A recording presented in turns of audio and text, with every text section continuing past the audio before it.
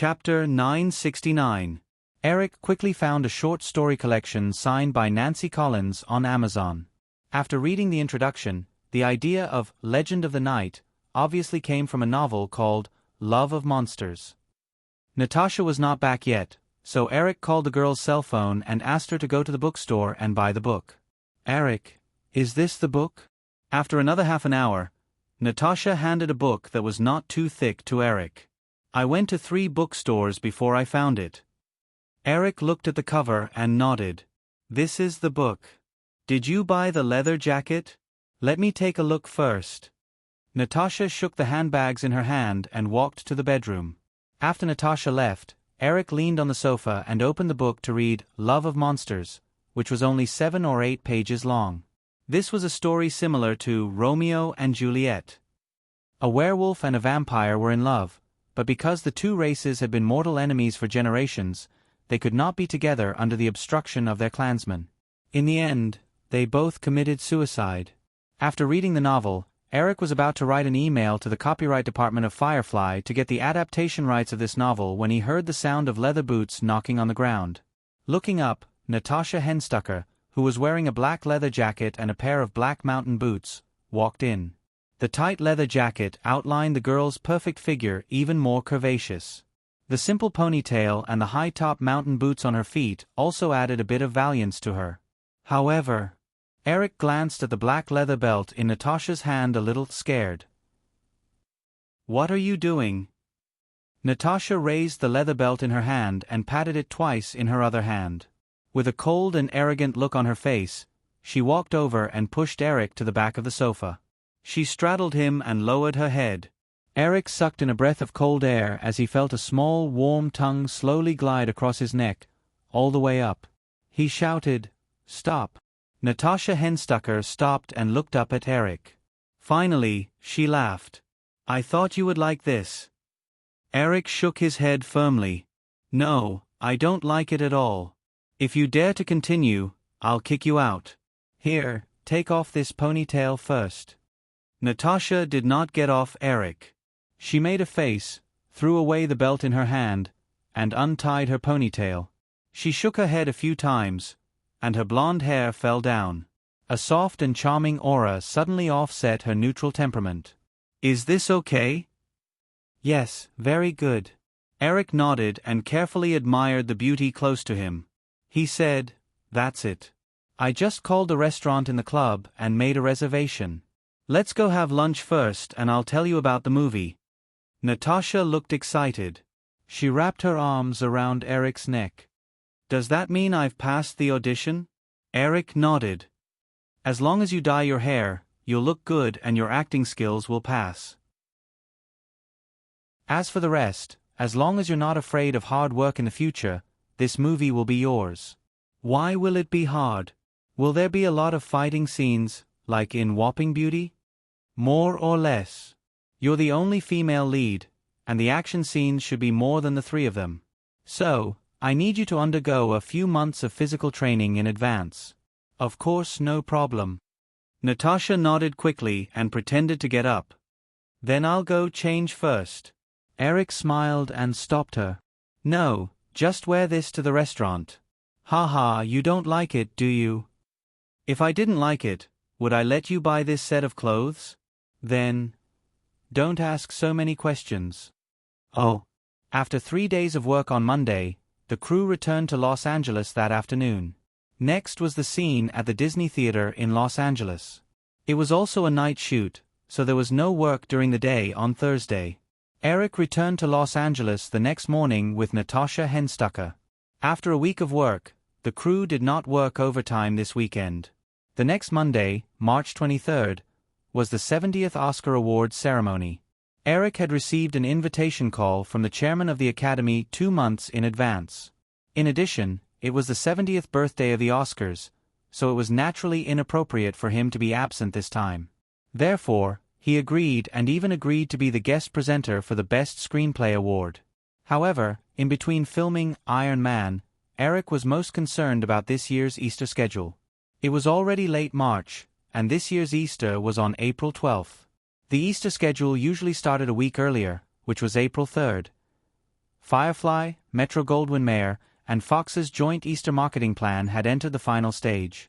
Now, whether it was in theaters, on street billboards, or during commercial breaks on several major television networks, posters and remix previews of The Wedding Singer, Alien, and Trump Card Spy could be seen frequently. The three film companies had completely bundled the three movies together. For this, the advertising and marketing budget alone was a total of $50 million. This budget was even larger than that of a blockbuster movie with a production cost of more than $100 million, because the total marketing and distribution budget of a typical blockbuster was less than $50 million. The production cost of the three movies added up to $83 million. Speaking of which, there was originally a film that was hoped to be included in this Easter movie package, which was City of Angels, produced by Warner Brothers. This fantasy romance film, starring Nicolas Cage and Meg Ryan, had a production cost of $55 million due to the participation of two A-list big names. Warner Brothers was also confident that this film would be a blockbuster during the Easter season. Therefore, when Firefly proposed the bundled promotion, although the management of Warner Brothers was very interested in cooperating, because City of Angels was an entire order of magnitude higher than the other three movies, the other party inevitably put forward a series of conditions that leaned towards City of Angels. Because of the many internal problems, Warner Brothers' efficiency was appallingly low. Eric felt that if they really waited for these conditions to be negotiated, Easter might be long over, so they had to give up and play their own game. In fact, even within the three companies, there were their own concerns about this cooperation. The biggest disagreement was how to share the $50 million marketing budget. Some wanted to share it equally, while others wanted to share it according to the budget cost. Eric naturally did not want these differences to affect this cooperation, so he personally came forward and made the final decision with a firm attitude. The distribution would be based on the final box office of the three movies in North America. In the future, the ones with the highest box office would receive more, and the ones with the lowest box office would receive less. This way, no one would feel that they were at a disadvantage. The Wedding Singer, Alien, and Ace of Spies focused on warm romance, sci-fi thriller, and vulgar comedy respectively. They also released discounted holiday packages. With a marketing budget of $50 million, the effect was very obvious with the fresh gimmick and the overwhelming publicity and marketing. After the feedback from the survey, most of the potential audience groups already knew about the existence of these three movies. More than 80% of the fans surveyed said that they might choose one or a few of the movies to watch in theaters depending on the situation. In comparison, although Warner Brothers' City of Angels also invested $25 million in marketing budget, its momentum was far inferior to Firefly's Easter movie package. Although the box office appeal of Nicolas Cage and Meg Ryan was strong, on Firefly's side, Mike Myers of Ace of Spies and Ben Stiller of The Wedding Singer were both ace comedians from Saturday Night Live and were well known in the United States. Jennifer Aniston, the female lead of The Wedding Singer, had accumulated 200 episodes of Friends for nearly 10 years. Her position as the #1 sweetheart in the United States was unshakable. Even Heather Graham, the female lead of Alien, had been a sexy goddess in the hearts of many fans since her debut in the 80s. Therefore, the combined popularity of these people was not inferior to Cage and Meg Ryan at all. Even in terms of marketing, these people's advantage was far superior to Cage and Meg Ryan's. Just like TV shows, Cage and Meg Ryan could only follow Warner Brothers arrangements and appear on a few popular talk shows. But the group of four here was much more imaginative. Saturday Night Live was definitely not going away. The four of them took turns to watch it. Late Show with David Letterman, The Jay Leno Show, and so on. With their connections in the TV industry, even if Firefly didn't arrange it, it was easy to get them on. Even the second half of Friends, which had returned after the winter break, specially arranged a crossover episode related to these movies. Mike Myers, Ben Stiller, and Heather Graham would all appear as guests. After careful consideration, Ace of Spies would be released on April 3rd at the same time as Warner Brothers' City of Angels. Alien and The Wedding Singer were scheduled for April 10th, the week of Easter. Due to the huge marketing campaign, although the three movies were not blockbusters, the major theaters in North America were very enthusiastic about the scheduling of the three movies. The screens of the 3 movies all reached about 3,000, which was already a treatment that only big productions could get. Of course, the reason why they were able to get so many screens was because Easter wasn't a popular time period yet. Chapter 970. Most of the members of the Iron Man crew were off on the weekend, but Eric could not relax at all. Firefly's only blockbuster this summer, The Day After Tomorrow, had already released a trailer at the Super Bowl in January. However, the film had only recently completed its final cut and was about to be submitted for review, and a TV trailer was released. Eric took the time to watch the film with Katzenberg and the others. In addition, he also checked the production progress of several projects such as Ring, Teddy Bear, Decapitation Valley, and even the Lord of the Rings trilogy filmed in New Zealand. Ring had already started filming and was expected to be released smoothly during the summer. The casting of Teddy Bear had also been completed, and the motion capture technology that required a lot of use was being tested. Decapitation Valley had just completed its budget plan and was about to enter the casting and filming stage. After the success of Monster Power Company at the end of last year, Disney's animation department had been preparing a new script for the past few months. Katzenberg and some of Disney's old officials hoped to continue the tradition of Disney's fairy tale feature films. Eric did not want Disney's animation studio to become another Pixar. What's more, Disney had already proven the correctness of this path in the original Spacetime. Naturally, he would not object to the proposal of Katzenberg and the others. Therefore, among the several ideas provided by the studio's management, Eric, Katzenberg, and the others chose Rapunzel after discussion. As for the explosive Frozen, Eric still hoped that the studio would continue to hone through 1 or 2 projects before taking it out. The original version of Rapunzel was seriously out of control due to changes in the script and upheaval among the top management. The production cycle dragged on for 6 years and burned through $260 million of Disney, making it the most expensive 3D animated film in history. In order to avoid repeating the same mistakes as much as possible, although Disney's animation studio had already come up with a very detailed script, Eric still asked them to use 3 more months to polish the script in detail to ensure that the same situation would not happen after the project was launched. As for the Lord of the Rings trilogy, which was being filmed in New Zealand, Eric could only watch a batch of samples that the crew had flown over and hold a remote video conference with Peter Jackson. Katzenberg had flown to New Zealand twice in the past few months, and a vice president of Firefly Pictures was one of the producers of The Lord of the Rings, and was based in Australia. In addition, Peter Jackson was very focused on the Lord of the Rings series, so Eric was very assured about this project. After working for 2 days, Eric finally regretted acting in Iron Man himself. This work could have been done a little bit on weekdays, but it was concentrated in these 2 days, and it was still during the weekend break. Moreover, this was because Eric was completely hands-off in many matters. This year, Eric personally decided that the only movies that would be released within the year were The Day After Tomorrow, Teddy Bear, and Ring. With Firefly Corporation's huge film production and distribution system, it was naturally impossible for them to only have these 3 movies.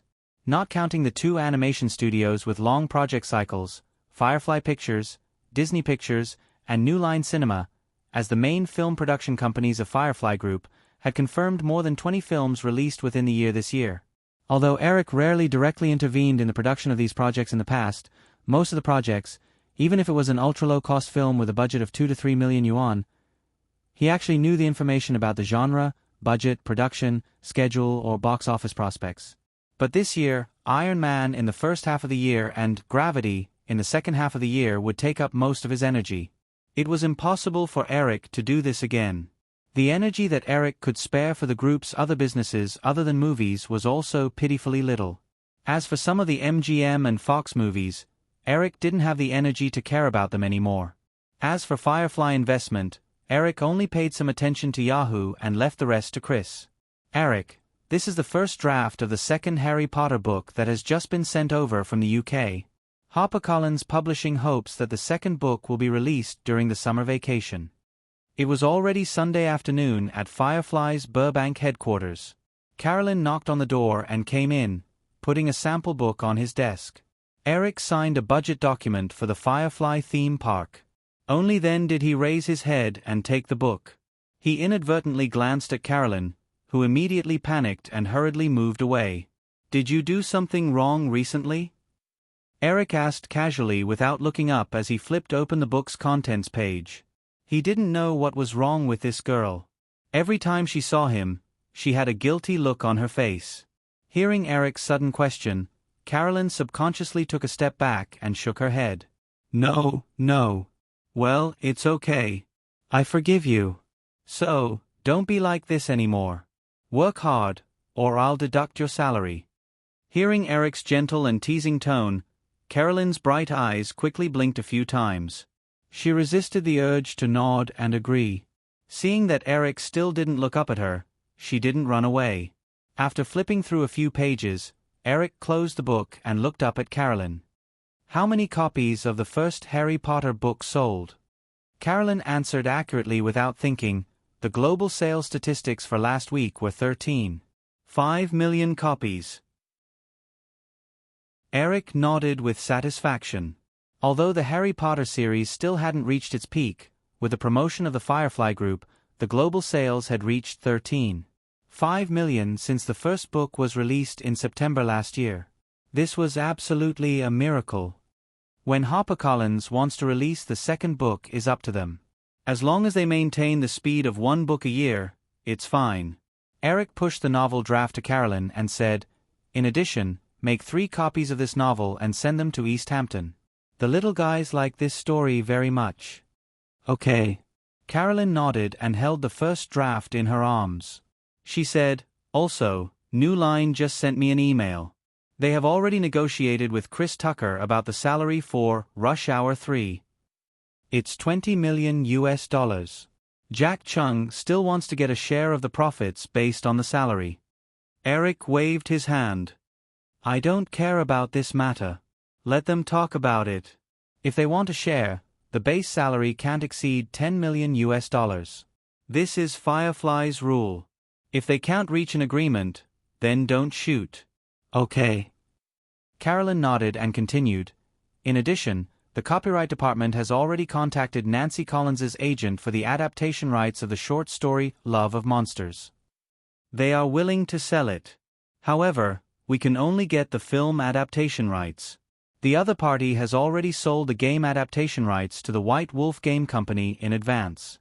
The copyright department sent an email asking if we need to take back the game adaptation rights. The White Wolf Game Company hasn't started to make the game adaptation of this novel. As long as the price is right, they should be willing to sell it." Since 1993, the annual output of the world's video game industry had been comparable to the movie industry. Movie adaptation games were also more and more important to the movie industry. Firefly also had an entertainment interactive department that produced video games. However, Eric wasn't optimistic about the prospects of this department at all. The production of video games and movies had many similarities. They were both fields where creativity was paramount. An excellent video game couldn't be separated from the creative core creator, just like the director and producer of a movie.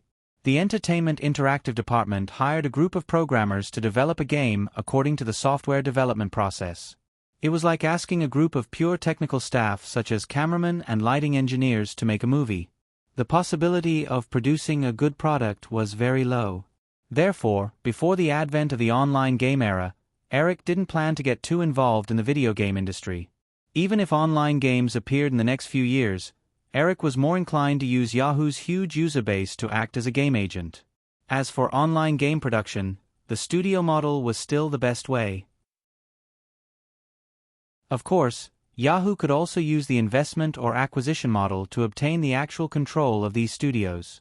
Eric shook his head and said, "No need, as long as we get the film adaptation rights." "Is there anything else?" Over the past few days, Melanie had instigated her to invite Eric for a meal more than once. However, Carolyn knew how busy Eric was over the past 2 days. Clearly, this wasn't an appropriate time. Moreover, Eric already had plans for tonight. Carolyn quickly found a reasonable excuse in her heart. She hesitated for a bit before she shook her head and said, "No." Eric looked at his watch and said, "Then you and May can get off work early. It's the weekend, so you can play a bit more. I'm about to get off work too." Tomorrow was the Oscars. Eric was going to the Oscars party tonight. He wasn't going to have fun, but he wanted to take the opportunity to talk to Harvey, Wayne and Stan about FFM TV station. Half a month ago, the second season of Hey Dow Clan officially aired. The first episode of the second season had a viewership of 5.16 million, which was more than double the average viewership of the first season. It even broke the viewership record of the pay TV channel. With the popularity of Machida and other original series and movies released by FFM TV station, the total number of FFM TV station subscribers successfully broke the 10 million mark. Compared to last year when Machida aired, it achieved a 120% increase. Since the Firefly system didn't have a cable operating system like Warner Cable, FFM TV station subscriber growth rate would definitely slow down. FFM TV station would also need to make appropriate adjustments to their operating strategy. After Carolyn left, Eric flipped through a few more documents. It was already 5 o'clock in the afternoon. Eric looked at the pile of documents waiting to be processed. He could only give up. Although the Oscars would be held tomorrow, the filming of Iron Man would still continue. However, Eric didn't have any scenes. He could still work a few hours during the day. After leaving the Burbank headquarters, the car drove along the mountain road to Elizabeth and Julia's Beverly Hills mansion. Julia went to Paris to shoot a commercial, so she wouldn't be attending the Oscars tomorrow. Only Elizabeth was in the mansion. She was wearing a dress with the help of 2 stylists. Eric walked into the mansion and looked at the 3 people in the living room. He nodded and leaned comfortably on the sofa. "Eric, what do you think of this dress?" After a while, Elizabeth lifted the hem of her red one-shoulder dress and walked over. She twirled in a circle and asked. Eric had always liked one-shoulder dresses. He always felt that this dress had an inexplicable sense of playfulness and sexiness. The women around him seemed to gradually realize this preference. Eric looked up and down and nodded. He looked at the dress that almost reached the ground and said, "It's beautiful.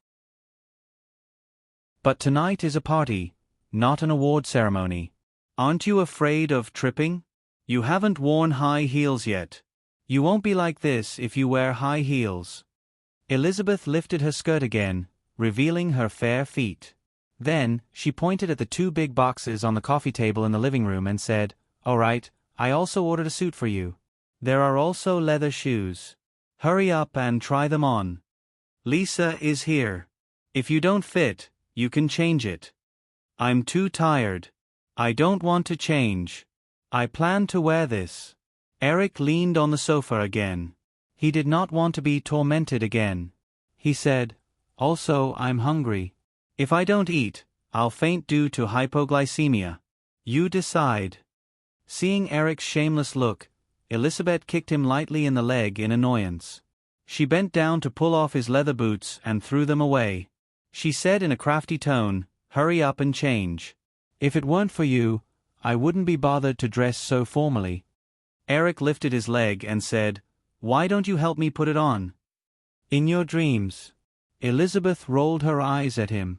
She walked back to the 2 stylists who saw this scene but were trying to pretend that they did not exist. She asked them to help her tidy up the dress.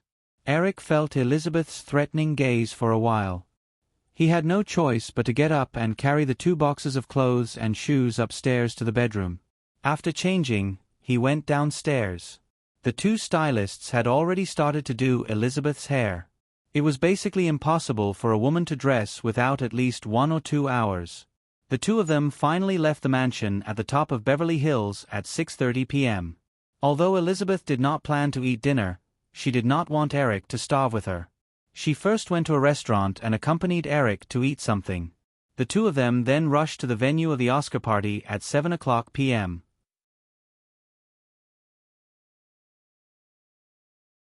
Chapter 971. The car stopped outside the Hilton Hotel. Eric and Elizabeth walked into the hotel under the intense spotlights and escorted by bodyguards and hotel security. As soon as they arrived at the hotel lobby, Eric heard a warm greeting. "Eric, I didn't expect you to come tonight." Looking in the direction of the voice, it was Nicolas Cage. Beside Cage was Hollywood actress Meg Ryan and another tall black man. It seemed that the three of them had just been chatting. As the black man turned around, Eric recognized him as Richard Parsons, one of the few African executives in Hollywood. Richard Parsons was currently the vice president of Time Warner and the CEO of Warner Brothers Production Company. Seeing the three of them walking over, Eric greeted them with Elizabeth. "Good evening, Nick, Richard. Oh, and Ms. Ryan. You are so beautiful tonight." Other than Cage, who had a good personal relationship with him, the other two were just acquaintances. After Elizabeth greeted the three of them, Eric asked, "So, what were you guys talking about just now?" "We've just arrived," Cage said. He paused for a second and smiled without saying anything else. He just glanced at Richard Parsons discreetly. In fact, Cage, Meg Ryan, and the head of Warner Brothers were all gathered together at this time. It was obvious that they were talking about the Easter movie City of Angels. Richard Parsons had no intention of avoiding the topic. He laughed heartily and said, "We were just talking about the company's City of Angels. Eric, it's a pity that we couldn't cooperate with Firefly in the promotion of the movie. But you also know that within Warner Brothers, I don't have the final say on this kind of thing. It's okay. There will always be opportunities to cooperate in the future." Eric shook his head with a regretful expression. After chatting for a while, Eric walked to the elevator with Elizabeth. Richard Parsons, who used the excuse that he had something else to do in the lobby, looked at Eric and Elizabeth as they left. He then smiled warmly and started chatting with Cage and Meg Ryan again. As soon as the elevator doors closed, Elizabeth asked in a gossipy tone, "Eric, do you think Terry Semel will be able to retain his position as Time Warner's CEO after his contract ends next year?" Eric was also lost in thought. When he heard Elizabeth's words, he shook his head and said, "It's unlikely." Over the past few years, within Time Warner, there was a faction led by Terry Semel, who was left behind by the founder of Time Warner Corporation. Gerald Levin, who was at the helm of Time Warner Corporation in the early days, was another faction. Ted Turner, the founder of Turner Broadcasting Company, was another faction. In addition to a series of heavyweight shareholders who were brought in during the company's expansion and acquisition process, the entire Time Warner Corporation could be said to be filled with powerful individuals. As one of the designated successors of Steve Ross, Terry Semel still went through a power struggle before he became the chairman and CEO of Time Warner Group.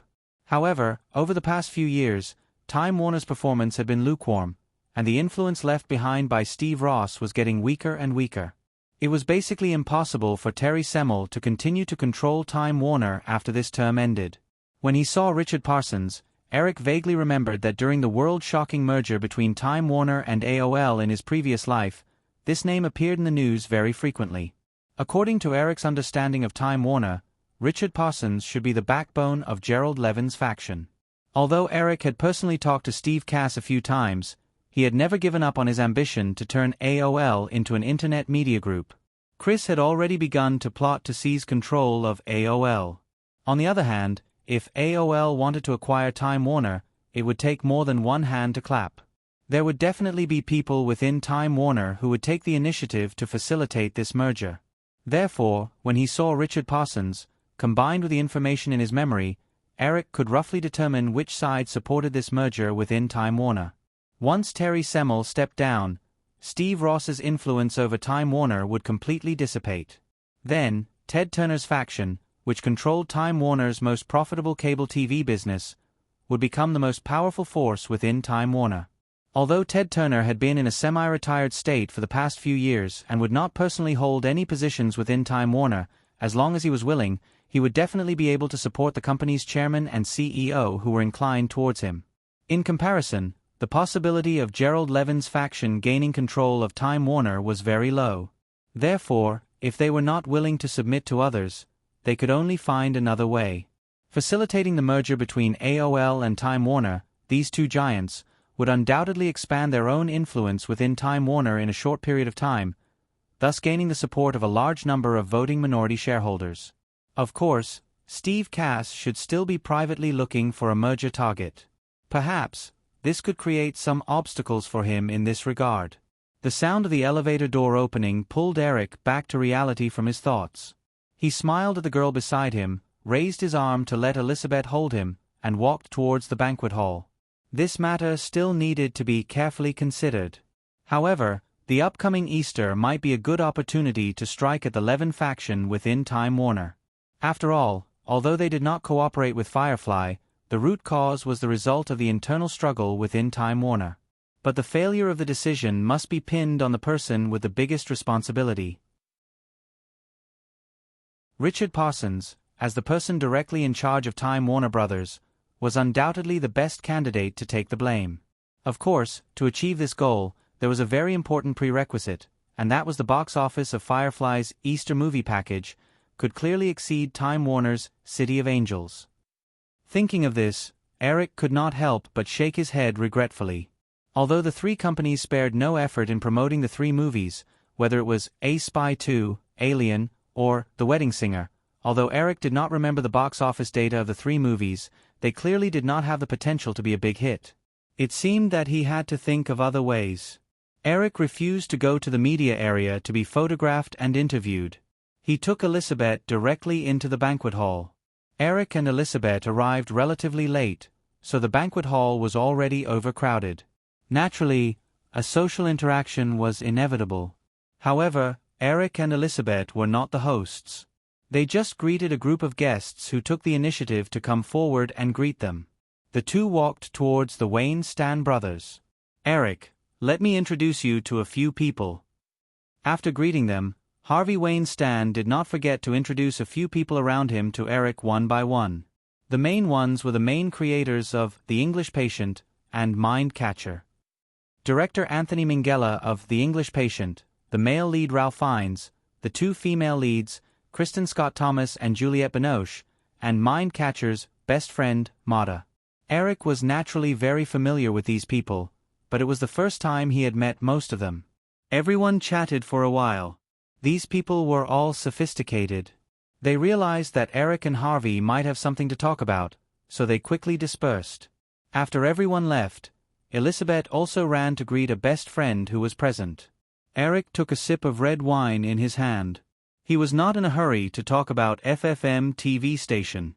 He asked casually, "Harvey, how are the preparations for Horse Whisperer?" Harvey's expression was a little strange when he heard Eric mention this topic. Elizabeth had already talked to him about Fox's strategy for Mira Mike to develop an indie film with a budget of no more than $50 million. As a businessman, although Harvey agreed with this idea in his heart, he still inevitably felt conflicted about this decision. After all, Mira Mike's contribution to Fox's profits in the past few years had accounted for almost half of its film business. He naturally had the idea of continuing to develop Mira Mike. Robert will personally be the director and the male lead. Also, the female lead has been decided. It's Kristen. The other roles are currently being auditioned. It's expected to start shooting in May. The male and female leads had not changed. Thinking of the chance encounter a few days ago, Eric smiled. He just did not know if his daughter's role would still be Scarlett Johansson. He did not plan to get involved in this matter. He then chatted with Harvey about the next step of FFM TV station's development strategy. However, although Eric did not plan to get involved in the casting of Horse Whisperer, he could not stop things from taking the initiative to come to him. The next afternoon, at Firefly Studios. Although he was filming Iron Man, Eric did not stop preparing for Gravity. He had been in contact with the two leads of Gravity, Jodie Foster and George Clooney. They were going to attend the Academy Awards ceremony that night. Coincidentally, the Academy had arranged for Jodie Foster and Eric to be the guest presenters for the Best Screenplay Award.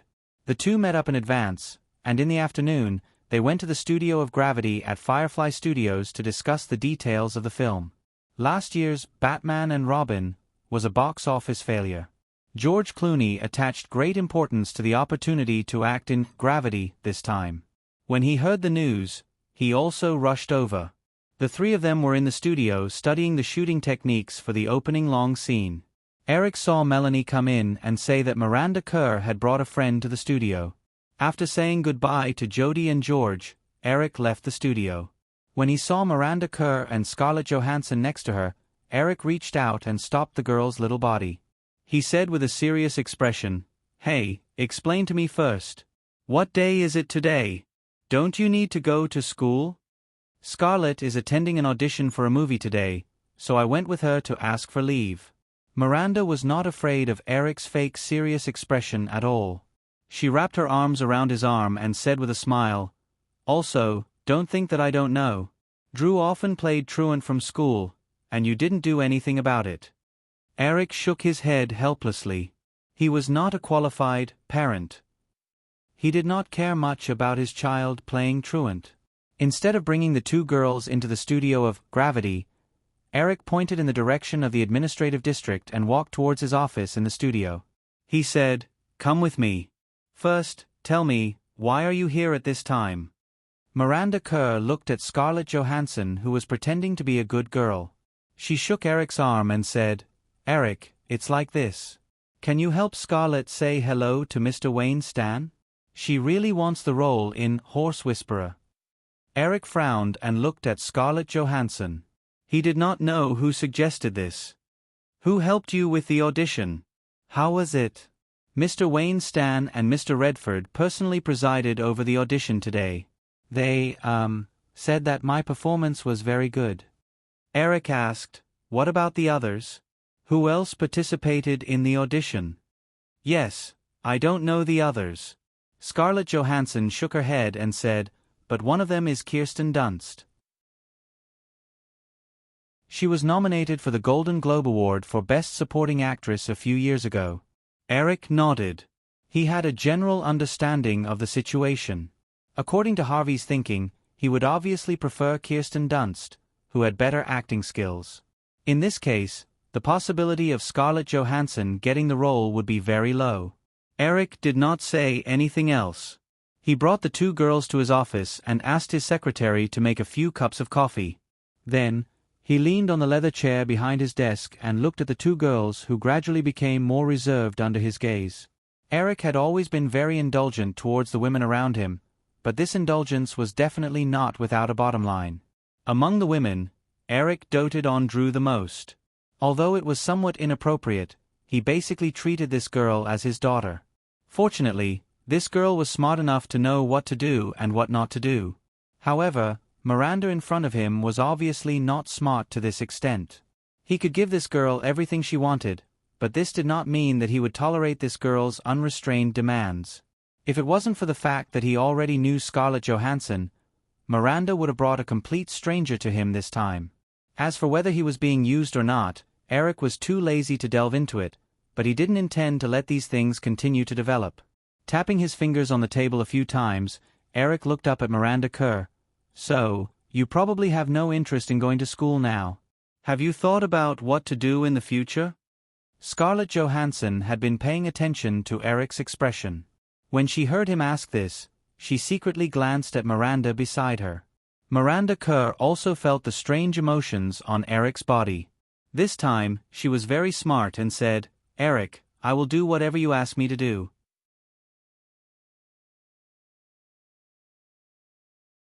Chapter 972. Eric thought for a moment and said, If that's the case, then be a model. Go to New York, and I'll let Cindy take care of you personally. Miranda Kerr froze for a moment and quickly shook her head. Eric, I'm not going to New York. I haven't even graduated from high school. Giselle and Al both came out to work on their own at the age of 14. You're 2 years older than them. Miranda Kerr finally realized that Eric was trying to send her away. She wasn't stupid, so she easily figured out the reason behind it. She glanced at Scarlett Johansson with some resentment. She got up and walked around the desk, wanting to pounce on Eric and act coquettishly, but she was blocked by Eric. Eric blocked the girl who was about to throw herself into his arms. He hugged her small waist with both hands and gently lifted her up.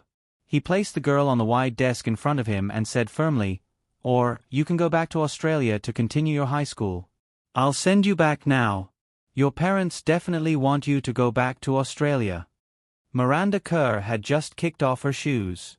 She wanted to raise her 2 small feet to tease Eric so that he would forgive her small mistake today. Hearing Eric say this, she suddenly became nervous. If she really went back to Australia, who knew if Eric would still care about her in the future. She might not even have the chance to live the life she had now. She looked at Eric pitifully for a while. Seeing that he had no intention of relenting, Miranda finally said, Then I'll go to New York. But, Eric, what about my parents? Eric held down the girl's small feet that were still scratching his leg and said, You'll have to convince them yourself. If your parents don't agree, I'll have to send you back to Australia. Miranda's parents were soft-hearted people, and Eric didn't believe that this would be an obstacle to the girl in front of him. Miranda Kerr saw that using her parents as a shield didn't work at all.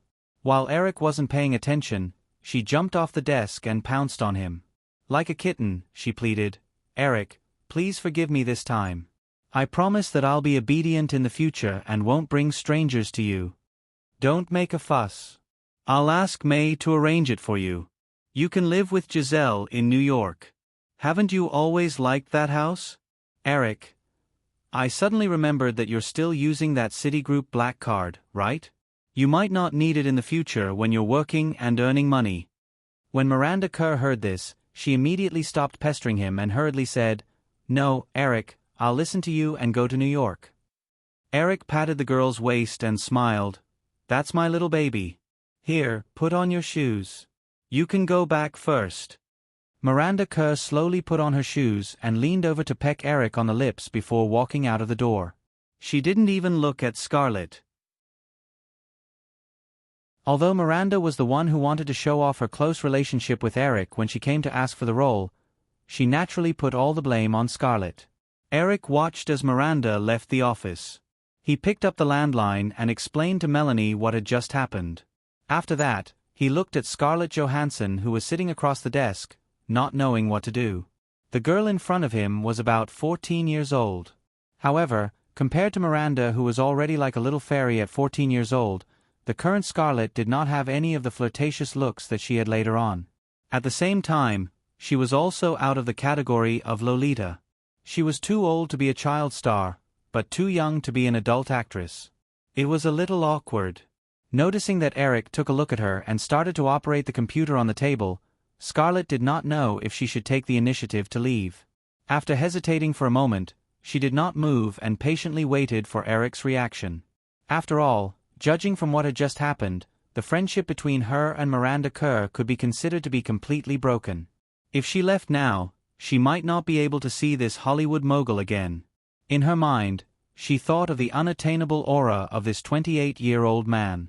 Scarlett could not help but sneak a few glances at Eric, who had a focused expression on his face.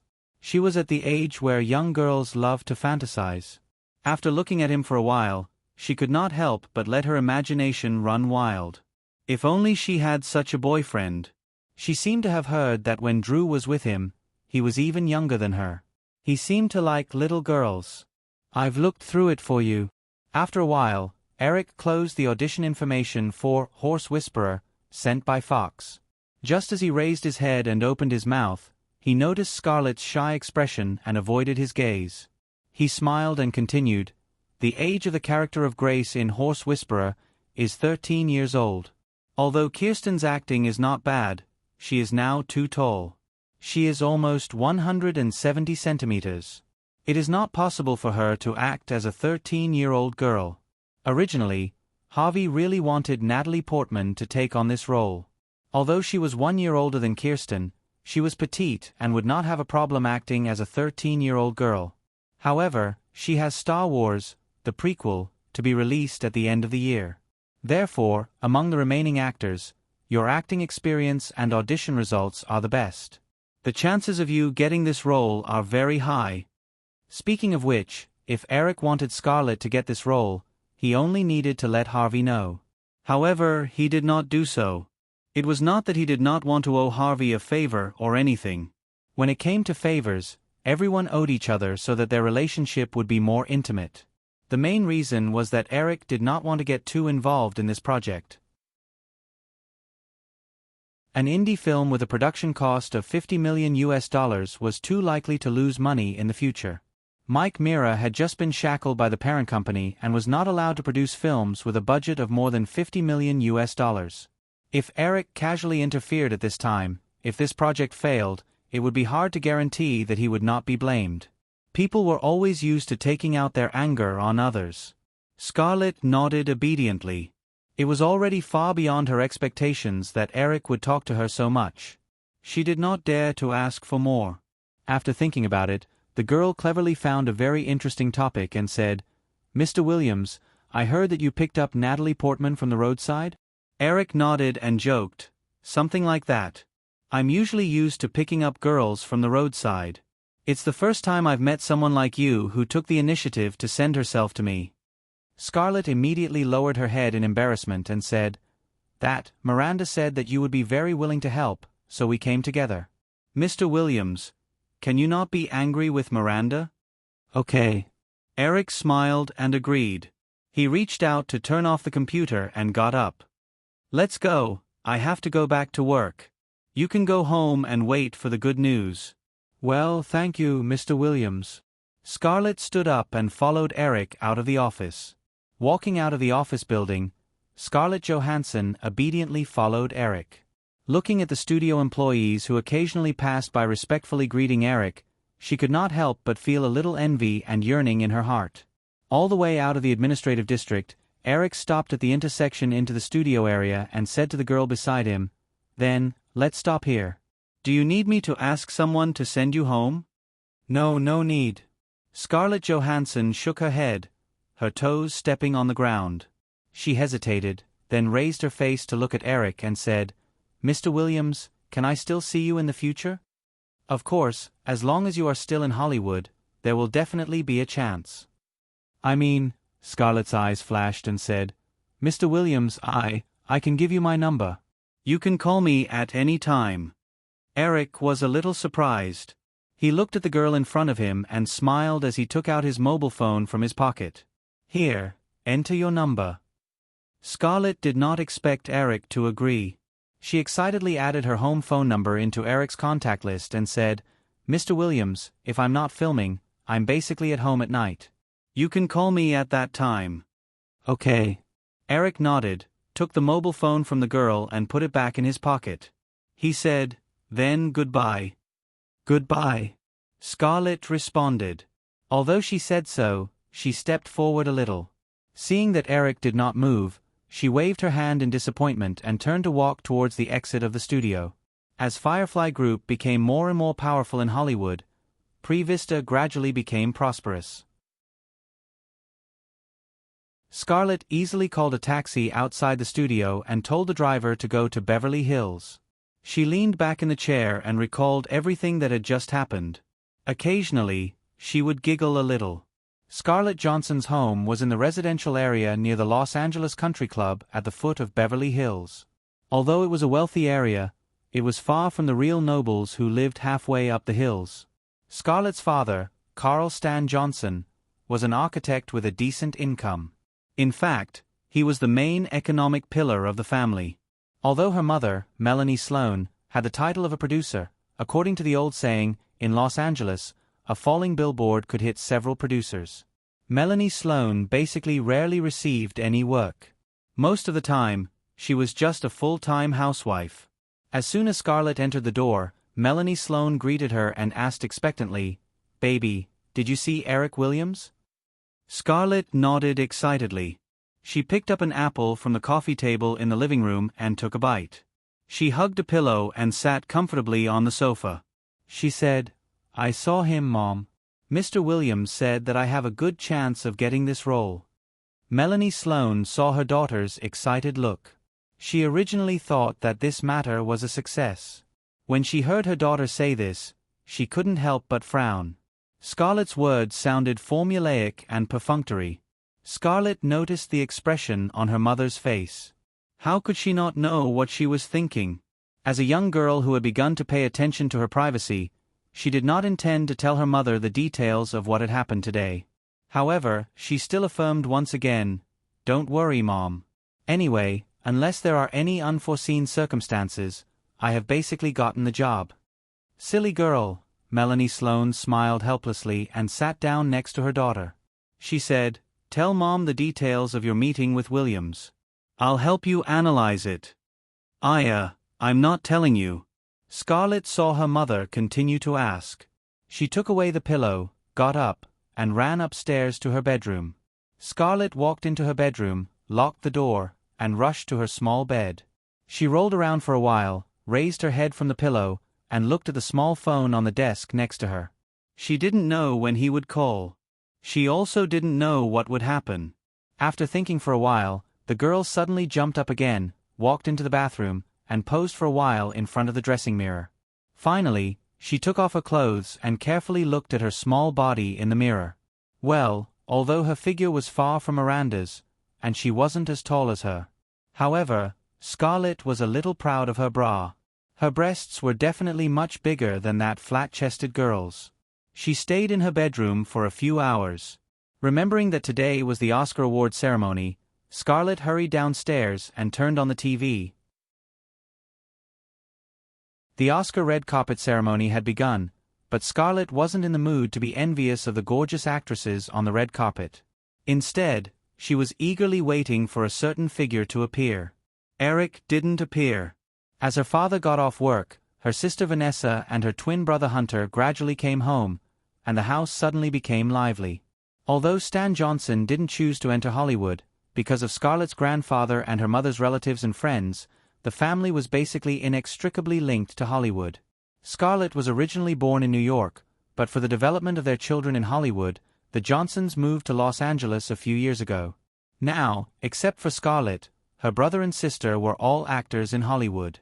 Therefore, looking at the lively Oscar red carpet ceremony on the TV screen, the family's topic naturally couldn't be separated from movies.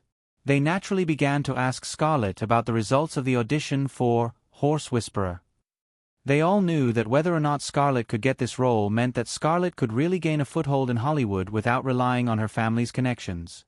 Although their family could have more resources than ordinary people to enter Hollywood, when it came to the level of Horse Whisperer, their connections were basically useless. In the end, they still had to rely on strength and luck. Melanie Sloan didn't tell her husband and the other children that she let her daughter go to Firefly Studios, but when Eric appeared on camera at the end of the red carpet ceremony, everyone's topic couldn't help but turn to Eric. Listening to her father and brothers and sisters talking about all kinds of envious and longing Scarlett, who had a little secret in her heart, was like a little fox secretly hiding its prey. Her eyes couldn't help but focus on the TV screen, looking forward to Eric's every appearance more.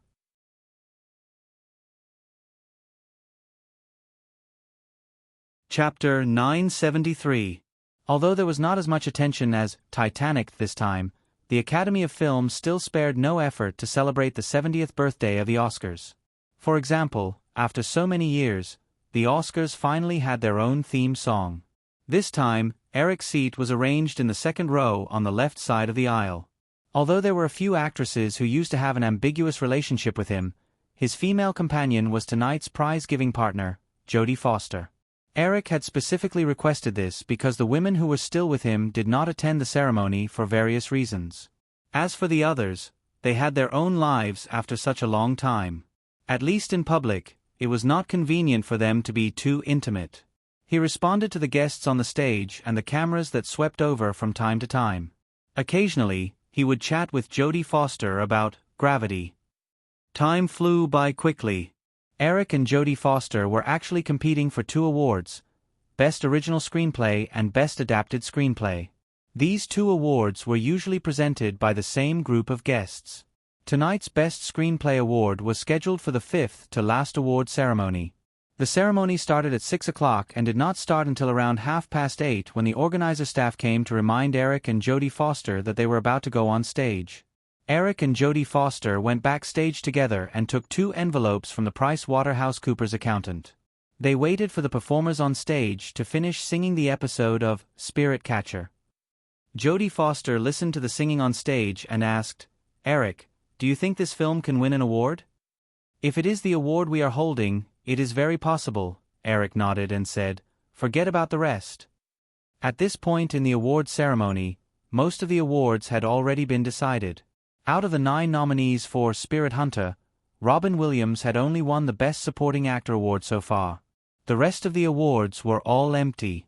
The English Patient, which Mira Mike had focused on PR, had won 7 awards. The most important awards, Best Director and Best Film, were obviously in the bag for The English Patient. In order to compete with Sony's As Perfect, Mira Mike gave up on Spirit Catcher and focused on PR for The English Patient, which was more popular with the judges. However, Spirit Hunter still had a good chance of winning the Best Screenplay award.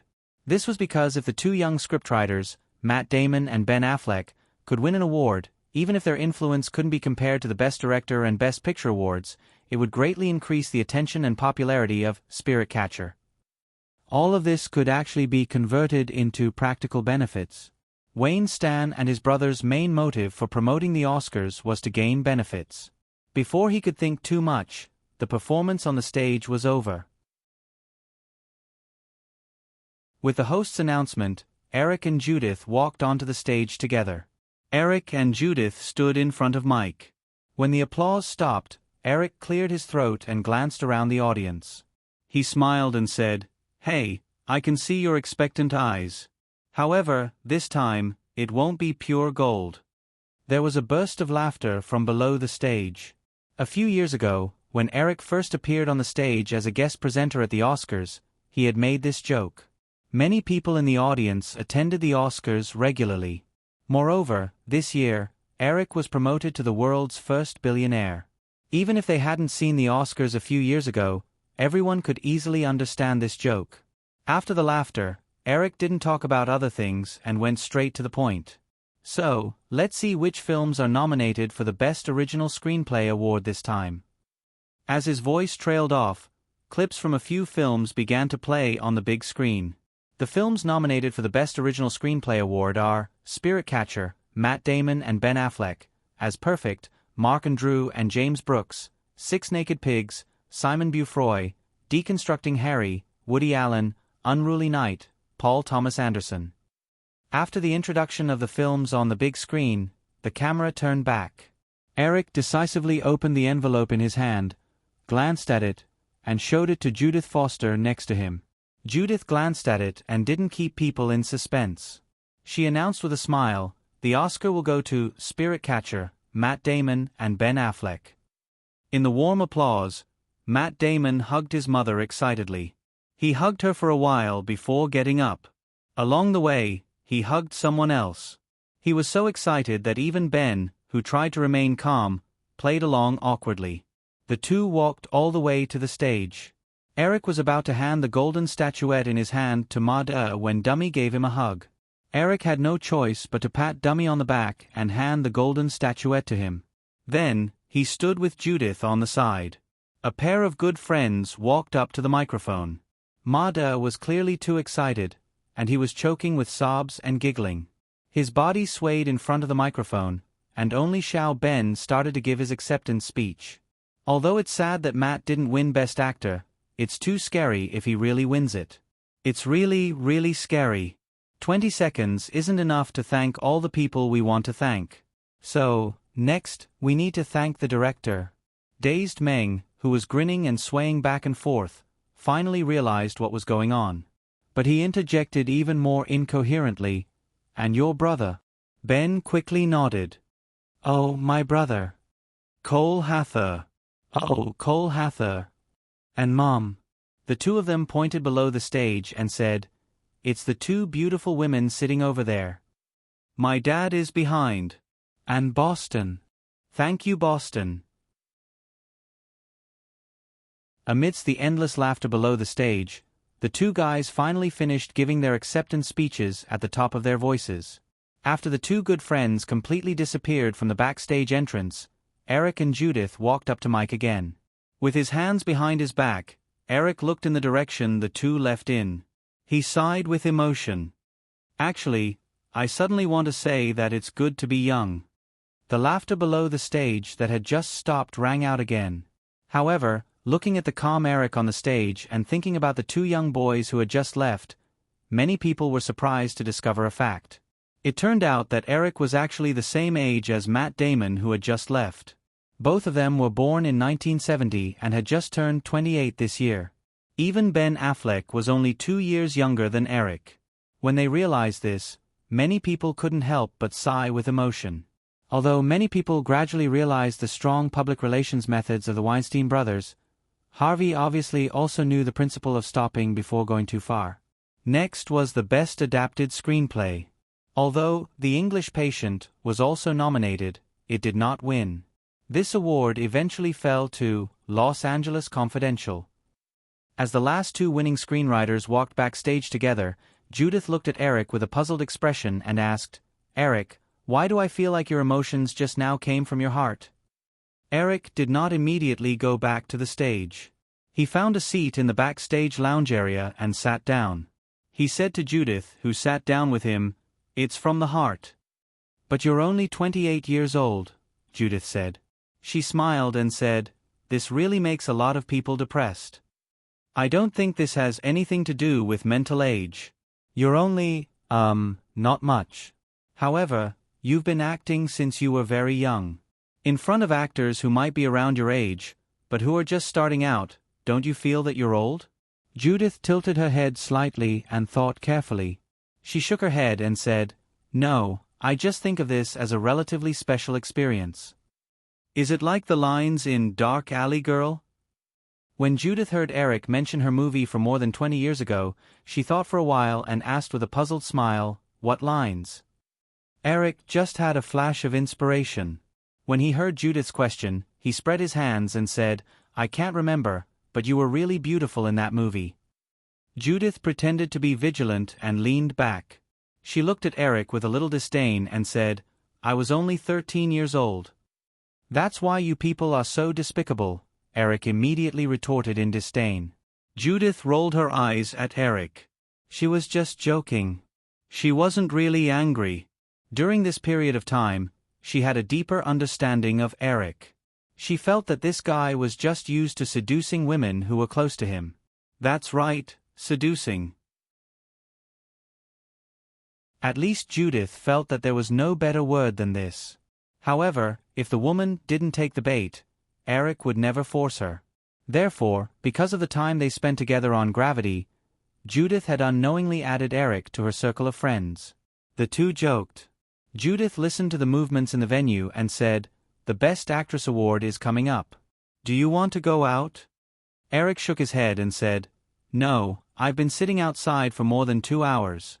Let's take a break. How about a bet? I bet that Helen Hunt will be the Best Actress award this time." "I don't think it's possible. Helen Hunt has always been a TV actress. The Oscars rarely give an Oscar to a TV actress. What's more, I feel that the other people's qualifications are much better than Helen Hunt's." Judith analyzed her point of view and said, "Also, As Perfect as Can is a Sony film. If you want to bet, wouldn't you bet on Mira Mike's The English Patient?" "You mean Kristen Scott Thomas?" Eric said, "If I bet on The English Patient, would you still bet?" "If you bet on Helen Hunt, I won't bet either." Judith smiled and shook her head. "I won't fall for your trick." Eric said patiently, "It's not good for a woman to follow the rules. Let's take a gamble." Judith thought for a while. Among the 5 nominees for Best Actress, even if Kristen Scott Thomas had the support of the Weinstein brothers, Helena Bonham Carter, Judi Dench, and Julie Christie had a higher chance of winning than Helen Hunt. In other words, Helen Hunt had the lowest chance of winning this year's Oscars. Eric saw that Judith was a little tempted and said, "The results will be announced soon. Do you want to bet? This is your last chance." Judith made up her mind. She looked at Eric and said, "Then tell me first, what are the stakes?" "They have started introducing the female lead. So, we will talk about the stakes later." "It's settled." "Oh, who are you betting on?" Judith rolled her eyes at Eric and said, "Then I'll bet on Kristen Scott Thomas." As soon as the bet was finalized, the music that accompanied the introduction of the nominated female lead ended. The two of them listened carefully. On the other side, last year's Best Actor Oscar winner, Jeffrey Rush, slowly read out a name. "The Oscar will belong to The English Patient, Ms. Kristen Scott Thomas. Congratulations." Eric was slightly stunned by the applause, but Judith smiled proudly. "Eric, you lost. Tell me, what are you going to lose to me?" In the previous battle for Best Actor, Ralph Fiennes of The English Patient had lost to Jack Nicholson of As Perfect as Can. Moreover, this was the third time Jack Nicholson had won the Oscar for Best Actor. As for the nominations, there were countless. Therefore, the fact that Jack Nicholson won the award was completely unexpected to many people. Eric originally thought that the Best Actress award was still very likely to go to Helen Hunt, who had a very low chance of winning.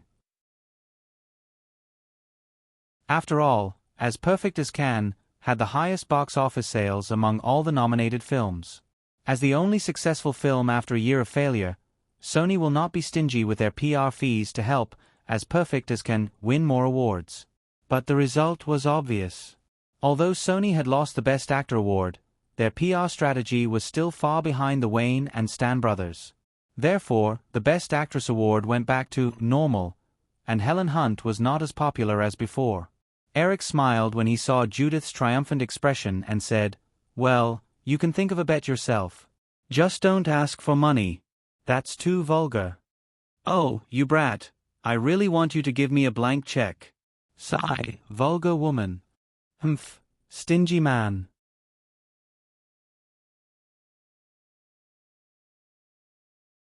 Chapter 974. After a few childlike bickering, Eric heard the results of another Best Photography award in the hall, followed by the Best Director and Best Film awards. "So," he said to Judith, "I guess you can't think of any suitable bet tonight. Take your time. We should go outside." Judith Foster nodded. Just as she stood up with Eric, a tall girl walked towards them with a smile from the crowd at the exit of the stage. It was Brooke Shousey, whom Eric had not seen for a long time. She was one of the guests who had just presented the Best Photography award. "She's here for you. I'll go first." Judith winked at Eric, nodded to Brooke Shousey, and left first. To be honest, Judith's height was close to 160 centimeters. Although she didn't care about this, facing Brooke Shousey, who was 180 centimeters tall and wearing high heels, she still felt a lot of pressure. Therefore, she didn't want to stay any longer. "Good evening, Eric." Brooke Shousey smiled and hugged Eric gently. She then looked at Judith's departing figure and said, "I saw you here, so I came over to say hello. Am I disturbing you?" "Of course not, we were just chatting." Eric shook his head and pointed to the sofa next to him. The two sat down again. Eric was not the kind of person who was too keen on socializing. In addition, the status gap between the two was getting bigger and bigger. After filming Dark War, Eric had not seen Brooke Shousey more than a few times. This encounter wasn't really a coincidence. The reason why Brooke Shousey was the guest of honor for the Best Photography award tonight was to promote Trump Card 2, which was about to be released in the Easter slot. She was the female lead of Trump Card 2. The core guests of the Academy Awards ceremony were generally the 200 or 300 people sitting in the center. More than half of them were award nominees, and a small number of stars were special guests or award guests. The purpose of these stars appearing at the Academy Awards ceremony was usually not too pure. If you paid a little attention, you would find that they basically all had new films released this year. Brooke Shousey was a typical guest of the latter type. At the end of the day, the Oscars was an economic event full of interests. After Dark War, Brooke Shousey had taken on several movies in a row, and her career had become a little popular. However, her talent was limited after all. In the past few years, her popularity had become lukewarm again. The roles that she could get were mostly for the sake of showing off her sex appeal. Not long ago, when Brooke Shousey went backstage for the award ceremony, she noticed Eric and Judith sitting here and chatting. After the award ceremony, Brooke Shousey noticed that the two of them were still there. She couldn't help but come over and say hello to Eric. However, sitting in front of Eric at this time, although she did not feel any alienation and coldness from this man with an indifferent temperament and a warm smile, Brooke still realized that Eric Williams was no longer the young director who had just made a name for himself in Hollywood. He was already standing at the top of the Hollywood pyramid, overlooking all living beings. Eric admired the exquisite aqua blue evening dress on Brooke Shousey. He felt that she seemed to be at a loss for words for a while, so he thoughtfully took the initiative to find a topic to talk about. "You look very beautiful tonight. Which brand is this dress from?" "Thank you. Eric took the initiative to speak. Brooke Shousey breathed a sigh of relief and said, "This is Givenchy's 1997 Spring, Summer Haute Couture." "Oh, but I don't recognize these. I don't know how the guests and hosts can recognize the brand of the dress you're wearing at a glance. Is there any trick?" "Yes." Brooke Shousey gradually relaxed. When she heard Eric's question, her expression became a little more playful. She said, "You just have to rehearse the lines with them in advance." Eric was a little speechless, but he understood why the guests of the award ceremony could so smoothly say lines such as, "Your Prada dress is so beautiful." It was obviously an advertisement. Eric's rise in Hollywood was too fast. In addition, he was a director, so he had long left the field of cooperation with well-known brands. Therefore, he did not know the secret until now. "Ha ha," Brooke Shousey chuckled a few times and began to take the initiative to find a topic. She said, "Eric, what were you talking about with Miss Foster just now?" When Eric heard the results of the Best Director award being announced in the hall, he simply gave up on going outside. He spread his hands and said, "We just made a bet, and I lost." Brooke Shousey asked curiously, "What are you betting on?" "Since we're here, of course, it's the results of the Oscars." "No, I mean," Brooke Shousey made a random gesture. She was a little guilty, but she still asked, "What's your, bet?" Feeling the girl's curious gaze, Eric's expression changed, and he said, "Do you really want to know?" Brooke Shousey noticed the mischievous smile on Eric's face. Her heart skipped a few beats, but she nodded with some expectation. Eric kept her in suspense and then spread his hands. "The problem is that I forgot to make a bet with Judy. Now, I've lost a blank check to her." This was obviously not the answer Brooke Shousey had imagined. However, Eric's answer surprised her even more. Her beautiful eyes widened a lot, and she said with obvious envy, "Wow."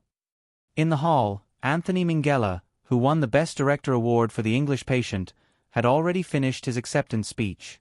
Eric looked at Brooke Shousey's envious expression and said with a bit of bewitchment, "So, the Best Picture award is coming soon. Do you want to bet on it?" Brooke Shousey's eyes lit up, but she was not an outsider who knew nothing about the Oscars. She said, "But the result is obvious now. The greater the risk, the greater the reward. Here, I'm betting that The English Patient will be the best film. Do you want to bet on another film? A blank check?" I rarely make such a promise to anyone. When Brooke Shousey heard that the Best Picture guest had begun to speak, she hesitated for less than 2 seconds before asking, "Eric, what if I lose?" Eric smiled and said, "Of course, I want a blank check, too. It's fair." "It's not fair at all. Your chances of winning are too high. Do you think the chances of winning with a $5 ticket for $5 million will be the same?"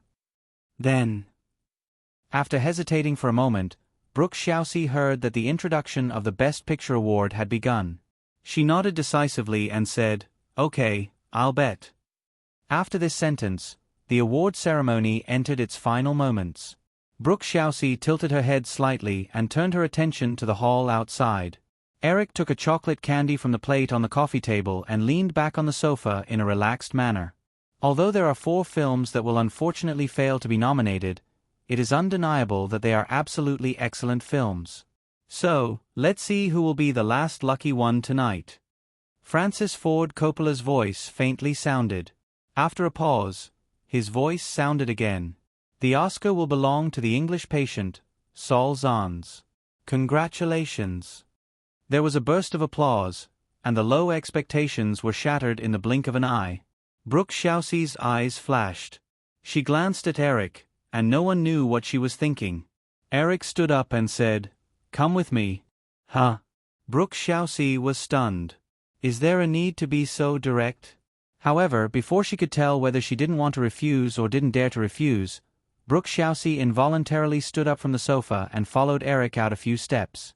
She then mustered up her courage and whispered, "Eric, are we going to the Vanity Fair party?" Eric shook his head. "No, I'm tired. I plan to go home early." Countless reporters were waiting outside the Sacred Citizen Auditorium, hoping to interview the winners of tonight's award as soon as possible. It was the most lively moment after the auditorium was over, but Eric didn't join in the fun. He walked out of the auditorium and left with Brooke Shousey in a luxury car. The black Rolls-Royce merged into the not-so-crowded traffic at night in Los Angeles. Eric looked at Brooke Shousey, who was like a little lamb under a ferocious beast, and said with a smile, "Okay, I'm just kidding. I just told the driver to take a detour from the art center. I can drop you off then." Brooke Shousey froze and looked out the window. The Rolls-Royce was driving north, and the venue of tonight's Vanity Fair party, the Beverly Arts Center, happened to be there. If Eric planned to go directly back to Malibu, he should be on the Los Angeles Highway 10, which was west. Brooke Shousey thought that Eric wanted to take her home directly. Although she didn't have much resistance in her heart, she still felt very uncomfortable. But now, she was a little worried. "Eric, you don't plan to go home directly, right?" Eric shook his head. "No, I really plan to go home and rest early." Then, Brooke Shousey squeezed the purse in her hand again and said in a low voice, "Then, maybe we don't have to take a detour." Half an hour later, at the Sharp Corner Manor, Brooke followed Eric into the Seashell Villa. Under the bright lights, she looked at the ridiculously large circular hall that was like a museum and couldn't help but say, "This place is really big, but, Eric took Brooke Shousey to the reception area on the west side of the glass wall and motioned for her to sit down. He walked to the small bar and poured 2 glasses of juice. He handed one to Brooke Shousey and asked, "But what?" "It's too big here, and it's too empty." Brooke Shousey took the juice from Eric and said, "Eric, don't you feel this way?" Eric shook his head. "No, I like a spacious place. If the space is too small, I will feel very uncomfortable." Well, this might be a psychological trauma from the past. Brooke Shousey took a sip of juice, but she was curious again. "You still have psychological trauma?" "Well, I think everyone should have some psychological trauma.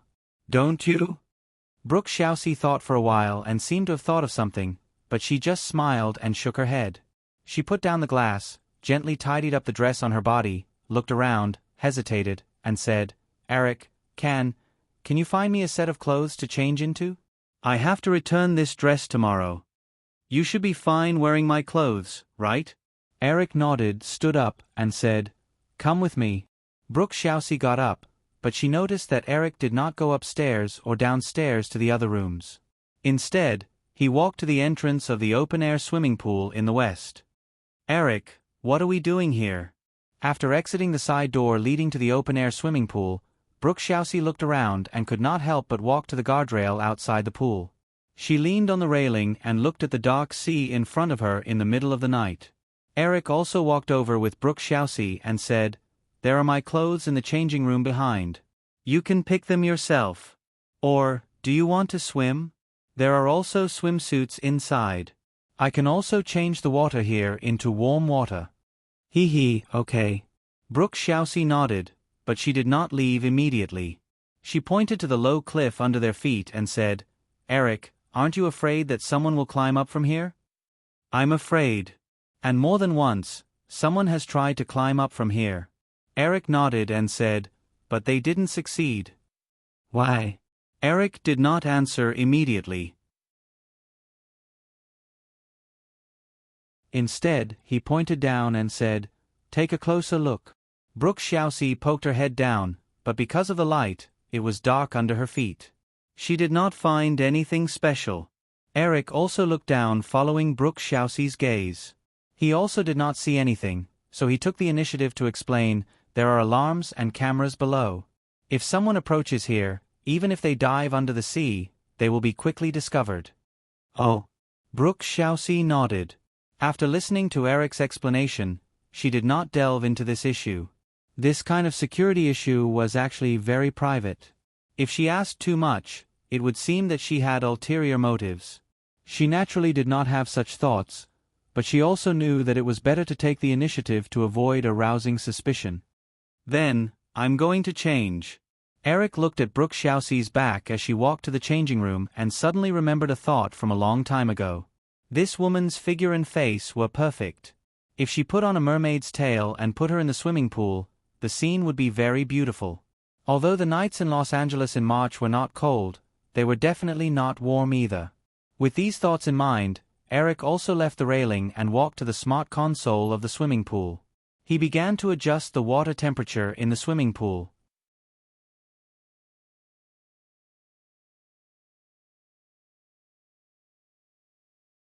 Chapter 975.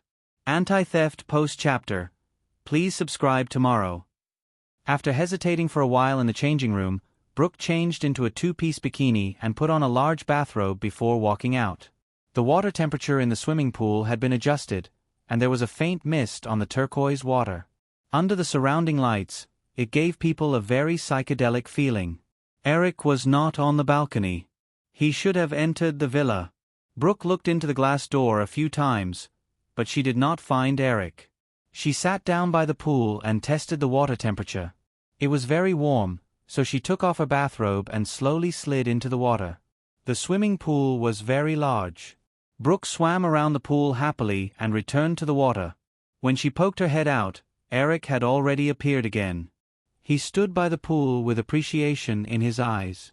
There was a bottle of red wine and 2 goblets on the round table beside him. Brooke Shousey, who was in her early 30s, no longer had the childishness she had in Pretty Baby. She had a perfect face, a mature waist, and straight and slender legs.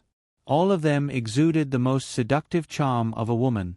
After so many years, Eric rarely showed any eagerness to women. Now, he preferred to appreciate and taste them carefully. Looking at the wet woman lying by the pool and looking at him, Eric smiled slightly. He picked up the goblet on the round table beside him and poured a glass of red wine. He squatted down and handed it to her. "Here, try it." Brooke thanked him softly. She took the glass to her lips and took a few sips. After tasting it carefully for a while, she nodded and said, "It's great." As she spoke, Brooke put the goblet aside and looked up at the man who had taken off his coat but was still wearing his shirt, trousers, and leather shoes. She made a slightly flirtatious look. "Eric, aren't you going to come down?" Eric stared at Brooke Little Silk's light green eyes, stretched out his finger, and slowly stroked that perfect face. Finally, he lifted the girl's chin and used his fingertips to feel the beauty in front of him. He said, "I prefer to stand by and admire now. Besides, there's still a lot of time tonight, isn't there?" Brooke docilely cooperated with Eric's actions. She raised her chin slightly and looked at him for a moment. The girl could not help but look away. She seemed a little unwilling to appear too submissive. She moved back slightly and opened her mouth, intending to bite Eric's finger. However, Eric didn't dodge and allowed the girl to bite the joint of his index finger. The two of them were in a stalemate for less than half a second. Brooke could not help but retreat. The tip of her tongue licked the man's finger suggestively, then she opened her mouth and let go. Looking at the smile on Eric's face that seemed to have everything under control, Brooke's eyes slid down and glanced at Eric's shirt collar that was close at hand. She raised her hand and grabbed it slightly. She said provocatively, "Eric, if I pull you into the pool now, what will happen?" "You can try." Eric's eyes were filled with encouragement. He smiled and said, "However, since you reminded me in advance, I will also remind you that the consequences are very serious." Brooke stared at Eric's eyes for a few seconds. She stretched out her hand like a cat. Seeing that Eric still had no intention of dodging, she grabbed him again and pulled hard. Splash! The sound of water was heard, followed by a woman's laughter and screams. Then, Brooke realized that the consequences were indeed serious. When he woke up again, he didn't know when it was. Eric was no longer on the other side of the bed, and the white light coming in through the curtains indicated that it was almost noon. Brooke was naked under the thin quilt. She lay on the big bed, hugging a pillow.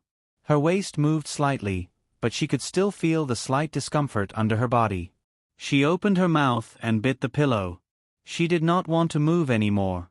After some time, she felt that she could not stay in bed anymore. She wrapped the quilt around her and walked to the side of the bed.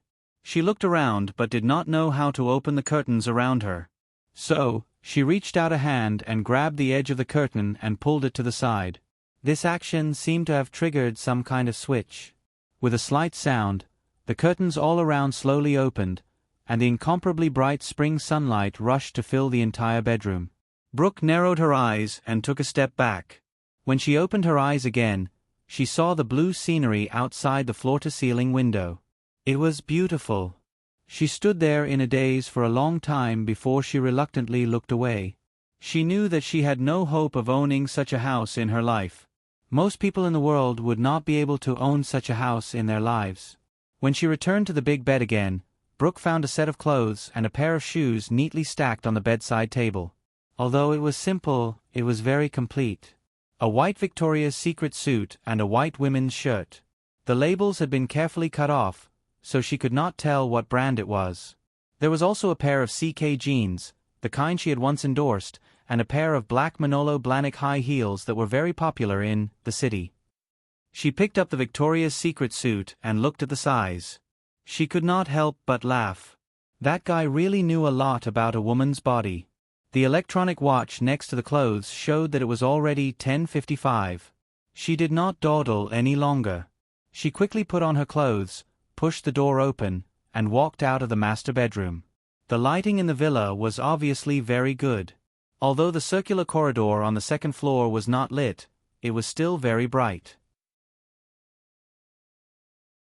Walking out of the short corridor leading to the master bedroom, she saw two maids in uniform carefully wiping the outer frame of the artwork on the wall in the corridor. Unlike the Mexican or Filipino maids often hired by rich people in the United States, these two maids were obviously white. They looked to be in their early 20s. Although they looked ordinary, their figures were very good. Brooke even felt that the two maids seemed to be exactly the same height. Perhaps because they heard the sound of Brooke Shousey's high heels, the two maids also looked over. The three of them looked at each other gently. Brooke Shousey was a little embarrassed. The two maids obviously knew her, but they did not show the same expression on their faces. They nodded at her very appropriately, and one of them said politely, "Good morning, Miss Shousey." "Hello," Brooke also nodded slightly.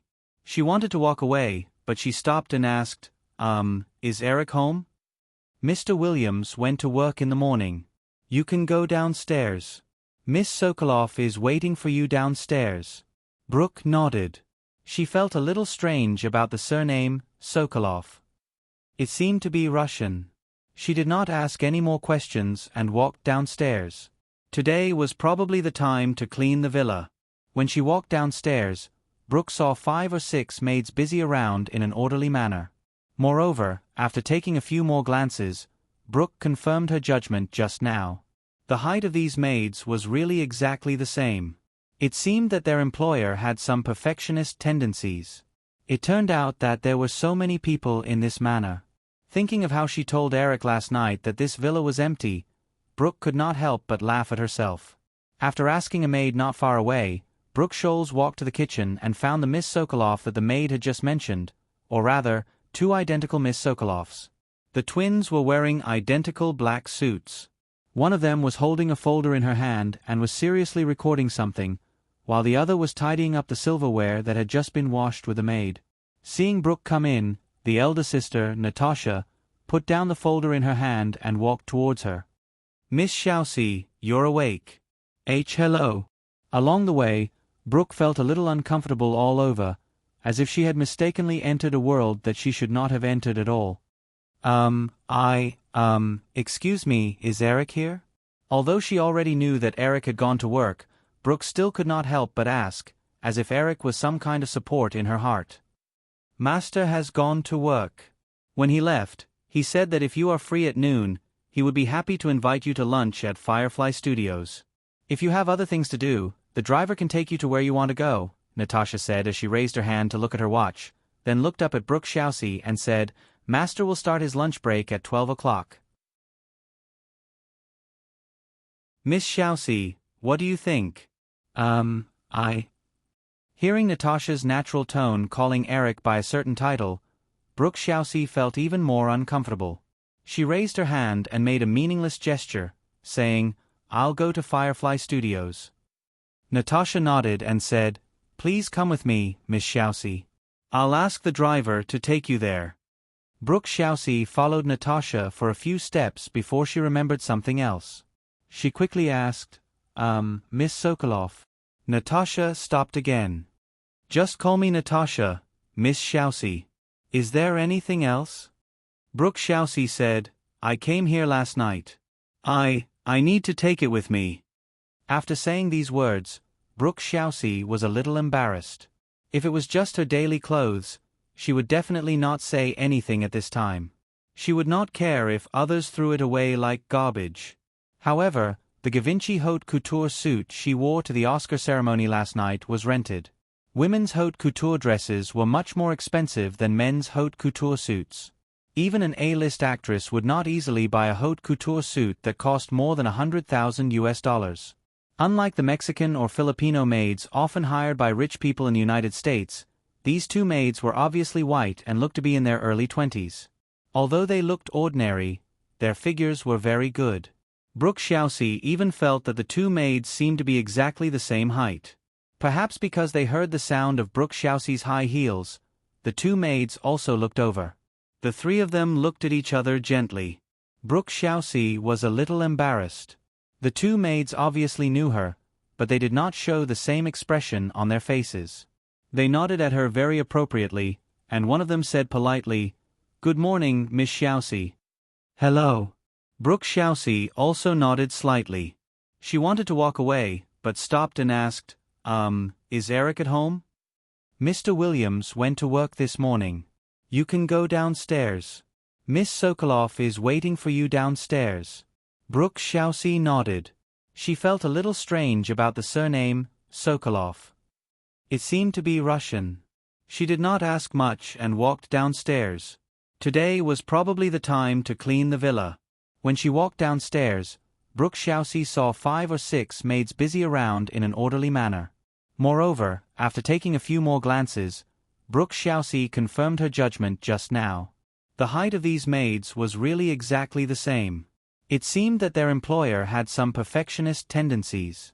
It turned out that there were so many people in this manner. Thinking of how she had told Eric last night that this villa was empty, Brooke Xiaoxi could not help but laugh at herself. After asking a maid not far away, Brooke Scholes walked to the kitchen and found the Miss Sokolov that the maid had just mentioned, or rather, 2 identical Miss Sokolovs. The twins were wearing identical black suits. One of them was holding a folder in her hand and was seriously recording something, while the other was tidying up the silverware that had just been washed with the maid. Seeing Brooke Xiaoxi come in, the elder sister Natasha put down the folder in her hand and walked towards her. Miss Xiaoxi, you're awake. Hello, hello. Along the way, Brooke Xiaoxi felt a little uncomfortable all over, as if she had mistakenly entered a world that she should not have entered at all. Excuse me, is Eric here? Although she already knew that Eric had gone to work, Brooke Xiaoxi still could not help but ask, as if Eric was some kind of support in her heart. Master has gone to work. When he left, he said that if you are free at noon, he would be happy to invite you to lunch at Firefly Studios. If you have other things to do, the driver can take you to where you want to go, Natasha said. She raised her hand and looked at her watch. Then, she looked up at Brooke Xiaoxi and said, Master will start his lunch break at 12 o'clock. Miss Xiaoxi, what do you think? Well, Brooke Xiaoxi felt even more uncomfortable when she heard Natasha use a certain title to address Eric in a natural tone. She raised her hand and made a meaningless gesture. I'll go to Firefly Studios. Natasha nodded and said, Please come with me, Miss Xiaoxi. I'll ask the driver to take you there. Brooke Xiaoxi followed Natasha for a few steps before she remembered something else. She quickly asked, That Miss Sokolov? Natasha stopped again. Just call me Natasha. Miss Xiaoxi, is there anything else? Brooke Xiaoxi said, I came here last night. I need to take it with me. After saying these words, Brooke Xiaoxi was a little embarrassed. If it was just her daily clothes, she would definitely not say anything at this time. She would not care if others threw it away like garbage. However, the Givenchy haute couture dress that she wore to the Oscar ceremony last night was rented.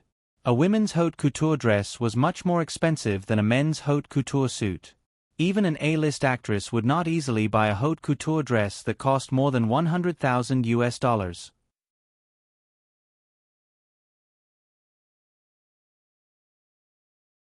Chapter 976. For film companies, if they didn't maintain a good mentality and plan for the worst for each film project, they might go crazy after a few films. After all, tens of millions or even hundreds of millions of dollars of investment could be lost in the blink of an eye. This kind of ups and downs was too stimulating. Regardless of whether they were optimistic about Trump Card Spy or not, as the Easter schedule gradually approached, the three companies' last wave of marketing was still in full swing. The TV trailers of the film were playing more and more frequently, and all kinds of news about the Easter movie package were emerging. Even some non-Firefly Easter movies began to use the Easter movie package gimmick to promote themselves. However, whether it was Trump Card Spy 2, The Wedding Singer, or Alien, they were obviously not movies that could win the favor of film critics. Therefore, before the movies were officially released, the three companies didn't hold any media test screenings for the three movies. Since they couldn't see the movies in advance, the media naturally began to speculate based on their subjective impressions. Both The Wedding Singer and Alien were brand new scripts. Without a predecessor, the media had no choice but to focus on Trump Card Spy 2, which had already released a predecessor and was also the first to be released during the Easter season. Although the first Trump Card Spy earned more than $60 million at the box office, the North American box office brought Fox almost double the profit compared to the cost. However, the movie's reputation in the media could only be described as terrible. Coupled with the general box office trend of previous parody series such as Anti-Condor and Anti-Smart, most media were not optimistic about the box office prospects of Trump Card Spy 2. Some media directly said that Fox had been unwilling to hold a test screening because the movie was terrible. Based on this, they judged that the quality of the other two movies was not satisfactory. Needless to say, this view was supported by a large portion of the media. In comparison, City of Angels, the only blockbuster film in the Easter season, held a press screening in Los Angeles a week after the Oscar ceremony. Although the media's evaluation was obviously influenced by Warner's public relations, the overall reputation of the film was not bad. The media that participated in the test screening gave the film a score of more than 7 points. It was not outstanding, but it reached the standard that was worth watching. Coupled with the box office appeal of Nicolas Cage and Meg Ryan, Warner Brothers was full of confidence. This continued until April 1st. Due to the parody nature of Trump Card Spy 2, Fox deliberately chose April Fool's Day to hold a small but interesting premiere in a theater in Los Angeles. The invited guests were basically the media from the three companies as well as the lucky audience. The premiere of City of Angels was scheduled for the next day at the Chinese Grand Theater, where Hollywood movies often held their premieres. On the 3rd of April, the Easter period officially began. Ace of Spies 2 opened on 3,091 screens in North America at the same time. Perhaps out of caution, Warner Brothers only arranged 2,700 screens for City of Angels. This was not difficult to understand. In the era of film, for a large-scale film, the cost of copying alone was a very expensive expense. City of Angels was nearly 2 hours long. According to the average production cost of about $1,500 per copy, the cost of 2,700 copies was already more than $4 million, which was enough to make a small-budget film. Trump Card Spy 2 was about 90 minutes long. Although the production cost of a single copy was cheaper, with more than 3,000 copies, the total cost was more than $3 million. Eric had built Freedom City in advance at Firefly Studios. Naturally, the Tony Stark mansion in Iron Man had to be redesigned. The Iron Man mansion in the setting was located at the top of Beverly Hills. Compared with Freedom City, the design of the new mansion was full of angular mechanical vibes, which was more in line with Tony Stark's identity as a genius engineer. During the filming process, Larry Ellison saw the design draft of the new mansion and was quite excited to turn it into reality. He wanted to compete with Eric's Pointy Corner Manor in Malibu. He had been eyeing the Pointy Corner Manor for a long time. However, after calculating the construction cost, Larry Ellison had to give up. Because if the new Iron Man mansion was to be restored at the top of Beverly Hills, it would cost at least $100 million. This amount of money seemed small compared to Larry Ellison's net worth of $10 billion, but in fact, more than 90% of Larry Ellison's personal assets were in stocks. In order to maintain control of Oracle, Larry Ellison certainly could not easily sell any of his stocks. Most of his remaining assets were real estate and the like. In fact, Larry Ellison could freely dispose of funds of only $10 to $20 million. In the past, Larry Ellison bought yachts and islands on a large scale. That was a few years later, after Oracle had established its dominance in the database software industry and the company had generated a large amount of dividend income. Now Oracle was in a difficult time competing with several competitors. Even if Oracle made profits, they were all used for the company's development. It was impossible to give any dividends to shareholders. Therefore, although he did not say it, Larry Ellison, who liked to live a luxurious life, was quite envious of Eric during the filming. After completing Happy Hogan's scenes, he borrowed a VH-60 helicopter from Eric and flew all the way back to San Francisco. Until now, he had no intention of returning it. Although the mansion in the concept was located at the top of Beverly Hills, the interior was still set in the studio. Today was the last day of the week, but the scene was between Bridget Fonda and Natasha Hen Scrooge. This was also the scene in the original Iron Man, where Pepper and the Vanity Fair reporter Kristen argued. After another shot was completed, Joss Whedon shouted, "Good," and then said, "Very good, that's all for today's work. Also, this is Miss Henscrooge's last scene. Let's thank her for her contribution to this film." "Thank you."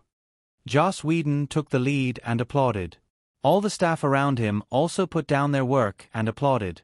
Although at first everyone thought that Natasha Hen Scrooge got the role because of Eric, during this period of time, Natasha Hen Scrooge's excellent performance was obvious to all. Natasha Hen Scrooge was excited but also a little disappointed. She stood on the set and bowed politely to everyone. Thank you, everyone. I am also very happy to work with all of you." After a round of pleasantries, Natasha was led into the changing room by the staff. She was only wearing a shirt just now, and the bottom of it completely covered her underwear. Her two long legs must have given a lot of benefits to the males present. After Natasha left, the others started to get busy again. With this scene, the interior of Tony Stark's mansion came to an end. Next, the crew would start a long and difficult outdoor shooting. Joss Whedon breathed a sigh of relief. He instructed the assistant director next to him to personally supervise a few workers who had specially rushed over to carefully pack the surrounding furniture into the car and send it back to the Pointy Corner Manor. Although Joss Whedon really couldn't see how a simple coffee table could be worth $60,000, the crew had specially bought insurance for the furniture before using it. After the insurance company sent someone to evaluate the furniture, they all approved the value of the furniture. While they were busy, Eric and Jeff Bridges walked in from outside. Their scenes today were before Bridget Fonda and Natasha Hen Scrooge. After the last scene, both of them rushed to remove their makeup and had changed into their normal clothes.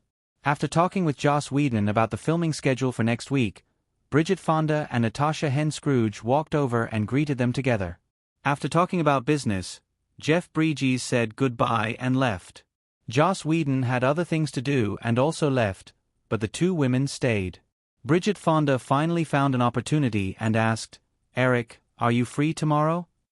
Seeing Bridget Fonda's very formal appearance, Eric nodded and said, "What's the matter?"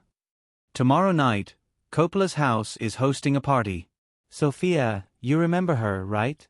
Sophia just finished her first directorial work. She said that you encouraged her to try other jobs. So, if you're free tomorrow, she hopes that you can go and see her work." Eric smiled and said, "Tomorrow night? Are we going to a party or a movie?" Realizing that she didn't make it clear, Bridget Fonda said, "If you're free, you can go to the movie tomorrow afternoon and stay at Coppola's house for the party in the evening. I'm definitely going to watch the samples with Joss tomorrow." Eric could only shake his head regretfully and said, "Well, I'll see if I can go tonight." Well, that's it. Bridget Fonda was only helping to convey the invitation, so she naturally didn't show too much enthusiasm. She stepped forward and hugged Eric, then said goodbye to Natasha Scrooge and left. Eric looked around and said to Natasha Scrooge, "Let's go out too." Natasha Scrooge nodded and followed Eric out of the studio. It was just past 5 o'clock in the afternoon, and the days in Los Angeles were slowly getting longer. The two walked along the corridors of the park that had already turned orange, and soon came to the less crowded district. The copyright of Legend of the Night has been bought, but it will take a few months to write the script. If we start shooting, we'll probably have to wait until September, Eric said casually to Natasha. Suddenly, he thought of something and said, "In that case, you might miss this year's Victoria's Secret fashion show." "It's okay." Natasha shook her head and said, "Actually, I've been thinking about whether I can focus on developing into an actress."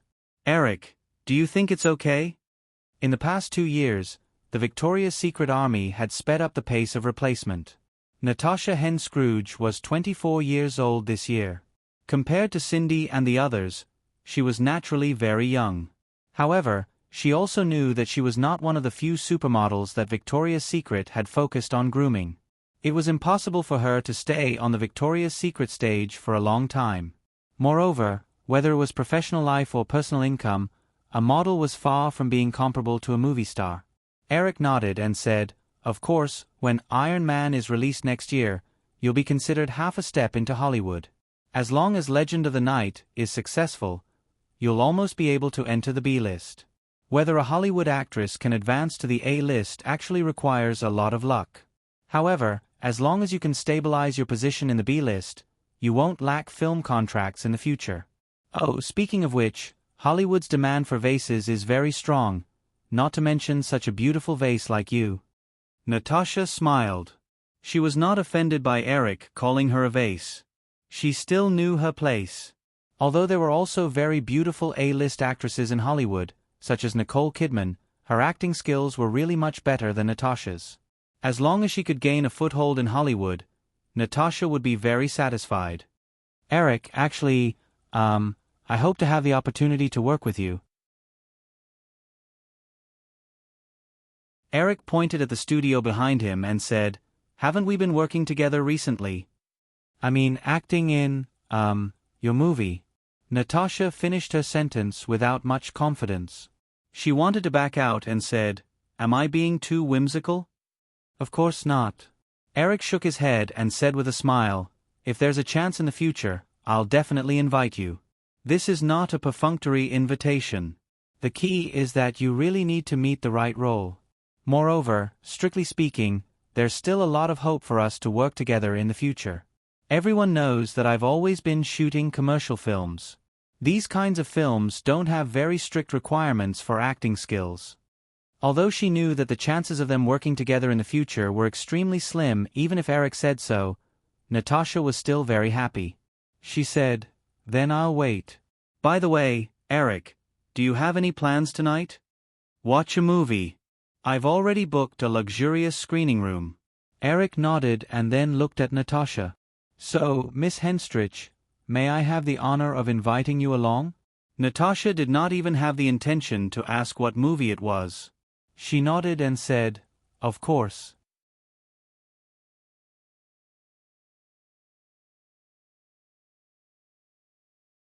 Chapter 977. Since City of Angels was going to be released on the same day as Trump Card Spy 2, Elizabeth wanted Eric to watch the movie with her 2 days ago. Hence, Eric got someone to book a screening room in a theater in downtown Santa Monica. However, Elizabeth called Eric in the morning and flew to New York in a hurry without giving any reason. Although Elizabeth did not say it explicitly, Eric could guess what happened. At the beginning of the year, Murdoch visited Asia, and when he came back, he brought back a certain woman. Then, something must have happened. Eric wouldn't get involved in such family matters. Even after Elizabeth returned to New York, Eric didn't cancel the movie theater that he had booked. Warner Brothers had been promoting City of Angels with the gimmick of Ghost. Eric had not seen the movie before, and he wanted to evaluate the quality of the movie himself. So, he took Natasha Henskutch with him as a way to relax after a week of work.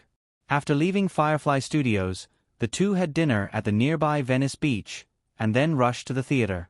Under the guidance of a theater staff, Natasha Henskutch, holding popcorn and drinks, followed Eric into a luxurious screening room with only a dozen seats. Seeing Eric standing next to the sofa and hesitating, Natasha asked, "What's wrong, Eric?" "Nothing." Eric shook his head and sat down on the sofa. Natasha also sat down. Eric nodded to the staff and said, "Let's start." The staff politely responded and left the screening room. The lights in the screening room quickly dimmed. When the logo of Warner Brothers appeared on the screen, Natasha asked, "Eric, a Warner movie?" "Yes, you don't think I only watch my own movies, do you?" Eric nodded with a smile and explained, "This is City of Angels, played by Cage and Meg." "Oh, I saw the poster." Natasha smiled embarrassedly and said, "I thought you would take me to see Trump Card 2. "Why do you say that?" Natasha thought about it for a moment. She felt like she had been seeing Ace of Spies 2 and the other two movies in the Firefly series on TV or various billboards recently. So, she said, "This movie seems to be more popular." On the big screen, after Warner's introduction, the angel Seth, played by Cage, guided the soul of a little girl into heaven. What followed was a conversation between the two angels about touch. Angels were unable to touch mortals, and mortals were unable to feel the touch of angels. Both of them lived in the same space, but they were like two different worlds. After spending a long time in Hollywood, Eric found that it was difficult for him to enjoy a movie with a pure audience mentality. Sitting in front of the big screen, he would almost subconsciously analyze the pros and cons of a movie. In Eric's opinion, the beginning of City of Angels was a little mediocre, and the background music that followed was a little abrupt. In addition, although he was good friends with Cage, Eric still complained in his heart that Cage was acting as an angel now. No matter how he looked at it, it was a little too out of place. This guy had already passed the peak of his looks.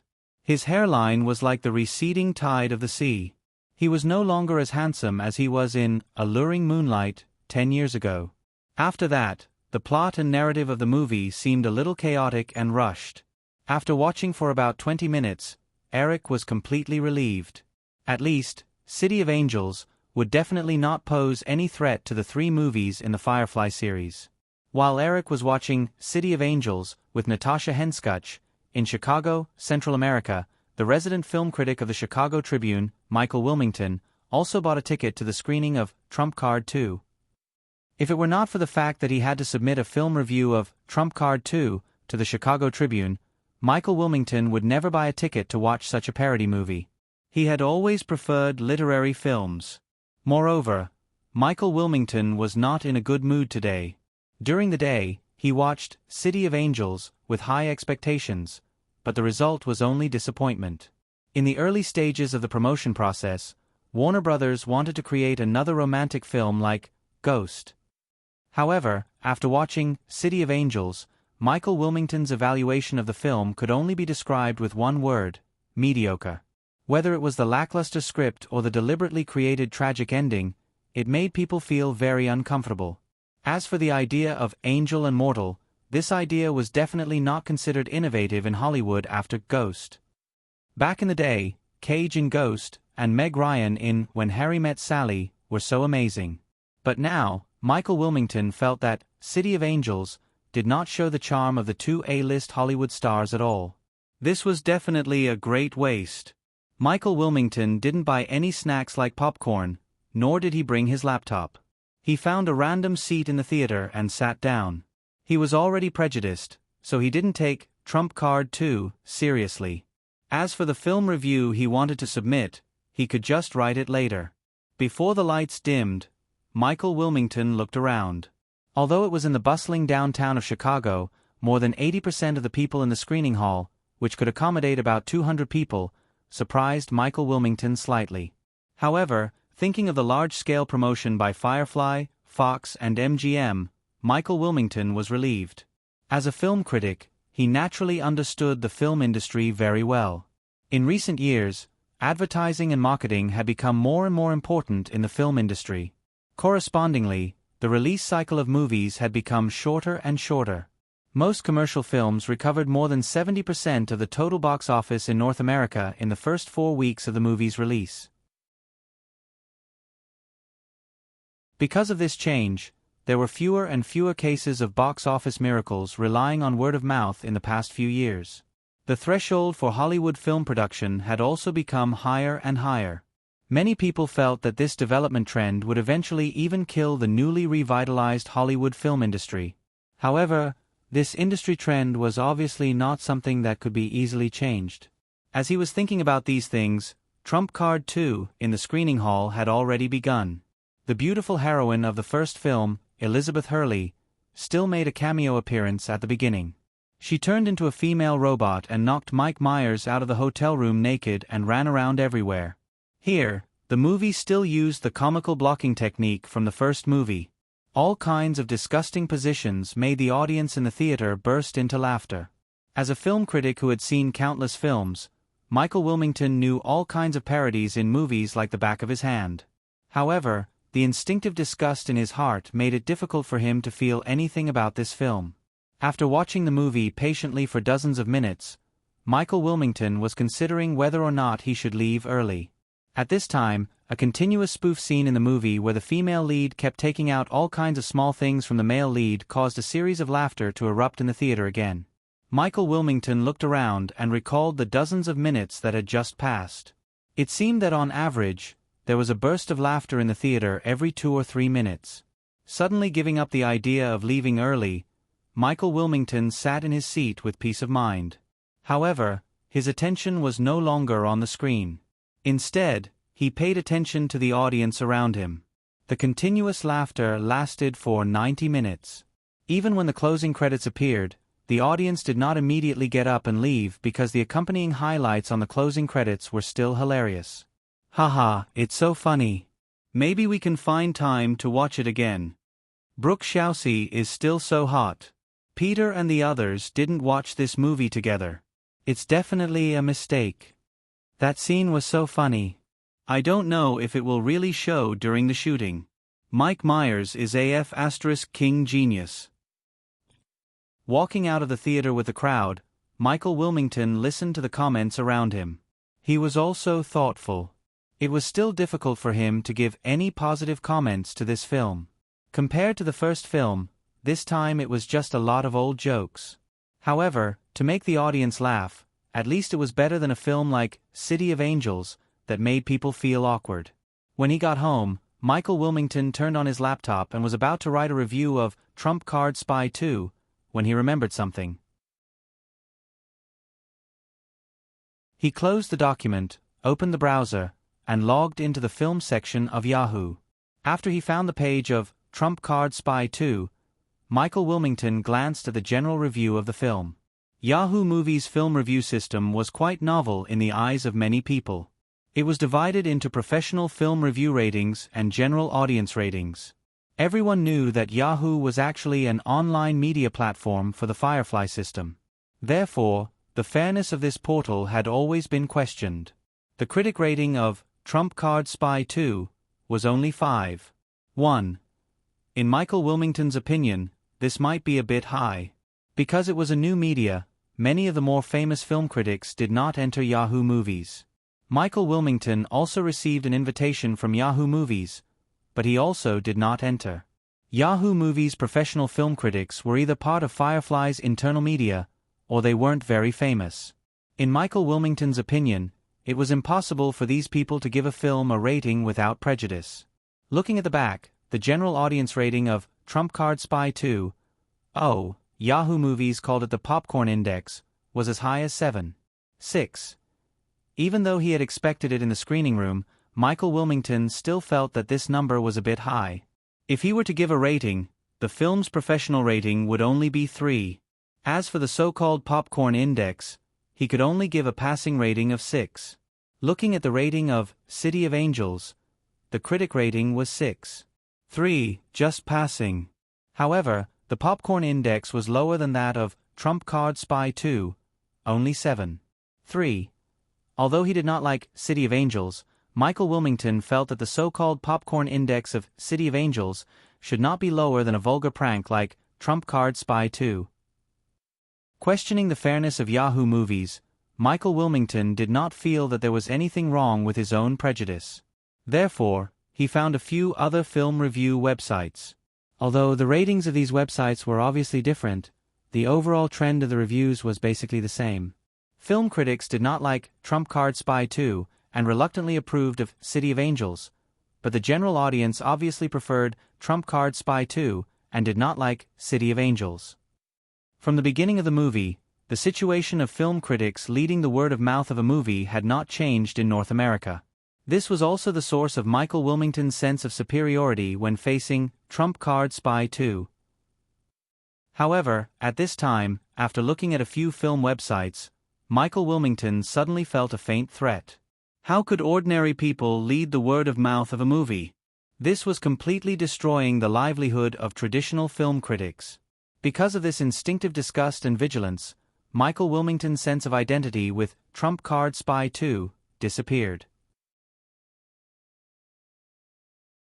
Opening the document again, Michael Wilmington began to knock out the film review of Trump Card Spy 2. It seems that Mike Wales will never be able to get rid of the influence of Saturday Night Live on him. It has to be said that Trump Card Spy 2 is a *TTY movie piled up with all kinds of rotten plots. Whether it was City of Angels or Trump Card Spy 2, they were not blockbuster movies. Although the two film companies had arranged a premiere for the sake of competition, or perhaps for the sake of publicity, the movie did not have a midnight screening. Therefore, it was not until Saturday morning that the reviews of the two movies were widely spread. Unlike the initial score of more than 7 points, after the large-scale release on Friday, the reviews of City of Angels began to decline significantly. The overall score barely maintained a passing score of more than 6 points. In comparison, Trump Card Spy 2 was much more straightforward. The media's reviews fell directly to the level of 5 points, which was a terrible movie. However, although the North American media basically did not recognize the word of mouth of the two movies, the first-day box office of the two movies surprised everyone, especially the first-day box office of Trump Card Spy 2. In Beverly Hills, the president of 20th Century Fox, Joe Ross, was awakened early in the morning by the ringing of his phone. When he heard his assistant report the first-day box office of Trump Card Spy 2, he even thought that he was dreaming. After confirming it several times, Joe Roth finally believed it and quickly spread the news. P.S. I made a mixed video of the female lead and put it on Bilibili. Search for Those Flowers in Europe and America. That video is it.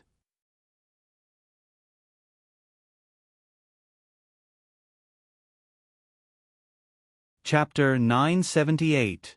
The advertising budget alone was $50 million. Even though it was a package promotion for 3 movies, the 3 film companies were still quite confident about the box office. However, no one expected that the box office of Trump Card Spy 2 would be so unexpected on the first day. $37 million on the first day was the key to the box office rankings. It even broke the box office record for the Easter weekend in Hollywood. Based on this standard, cheap Trump Card 2's box office could reach $45 million in the first 3 days. As long as the box office was stable, the box office could even reach $70 million in the first week. $70 million in the first week was equivalent to the box office of the hottest summer blockbuster. Before this, Fox's internal forecast for the first week's box office of Trump Card 2 was only about $30 million. Based on the opening of the first week's box office of $30 million, the film had hopes of grossing about $60 million during the Easter period, allowing Fox to recoup its production costs. From the looks of it, it would only take the weekend or two to reach Fox's original target. Moreover, even if the box office of Trump Card 2 was weak, with this kind of opening, it was almost certain that Trump Card 2 would recoup its production cost in the first week. In comparison, Warner Brothers' City of Angels only made $51 million in the first day, less than 1/3 of cheap Trump Card 2's box office. Although the difference between the box office of the two films was huge, the box office of City of Angels was not much lower than Warner Brothers' expectations. $55 $51 million in the first day meant that the box office of City of Angels would be around $15 million in the first 3 days. The box office could reach $25 million in the first week. As a romantic film with a literary style, and with two big box office stars in Nicolas Cage and Meg Ryan, Warner Brothers was originally very confident that City of Angels would be able to achieve a drop of 20 to 30% in the first week. In that case, City of Angels would be able to make about $70 million in the North American box office. Coupled with the overseas box office appeal of Cage and Meg Ryan, Warner Brothers would be able to recoup its production costs and turn a profit through the overseas release of the film. This was also Warner Brothers' internal expectations for City of Angels. However, when the box office results for Trump Card Spy 2 were released, Warner Brothers suddenly lost their initial confidence. Obviously, if Trump Card Spy 2 was able to achieve such a shocking opening day box office, then the next week, Alien and The Wedding Singer would be released at the same time. Under the strong pressure, City of Angels would definitely not drop too much. At the same time, in stark contrast to the box office on the first day, Trump Card Spy 2 received almost one-sided negative reviews from the media. The media and film critics' negative word of mouth had been a dark cloud hanging over the three companies' Easter movie package plan from the beginning. Although they were media companies, and the three companies controlled 2 of the 4 major television networks in North America, it was difficult for the three companies to control the other traditional channel to determine the reputation of a movie, the newspapers. This was because the newspaper industry in North America was very developed. Every city, from an international metropolis like New York to a small town with only a few tens of thousands of people, had its own regional newspaper. Although News Corporation owned a group of influential print media, it was impossible to influence the thousands of newspapers in North America. Each of these newspapers would have an impact on the residents within the coverage area. A prank film like Trump Card Spy 2 that was full of dirty jokes would never be recognized by traditional film critics. Naturally, its reputation would not be as good. However, it had earned $37 million at the box office on the first day.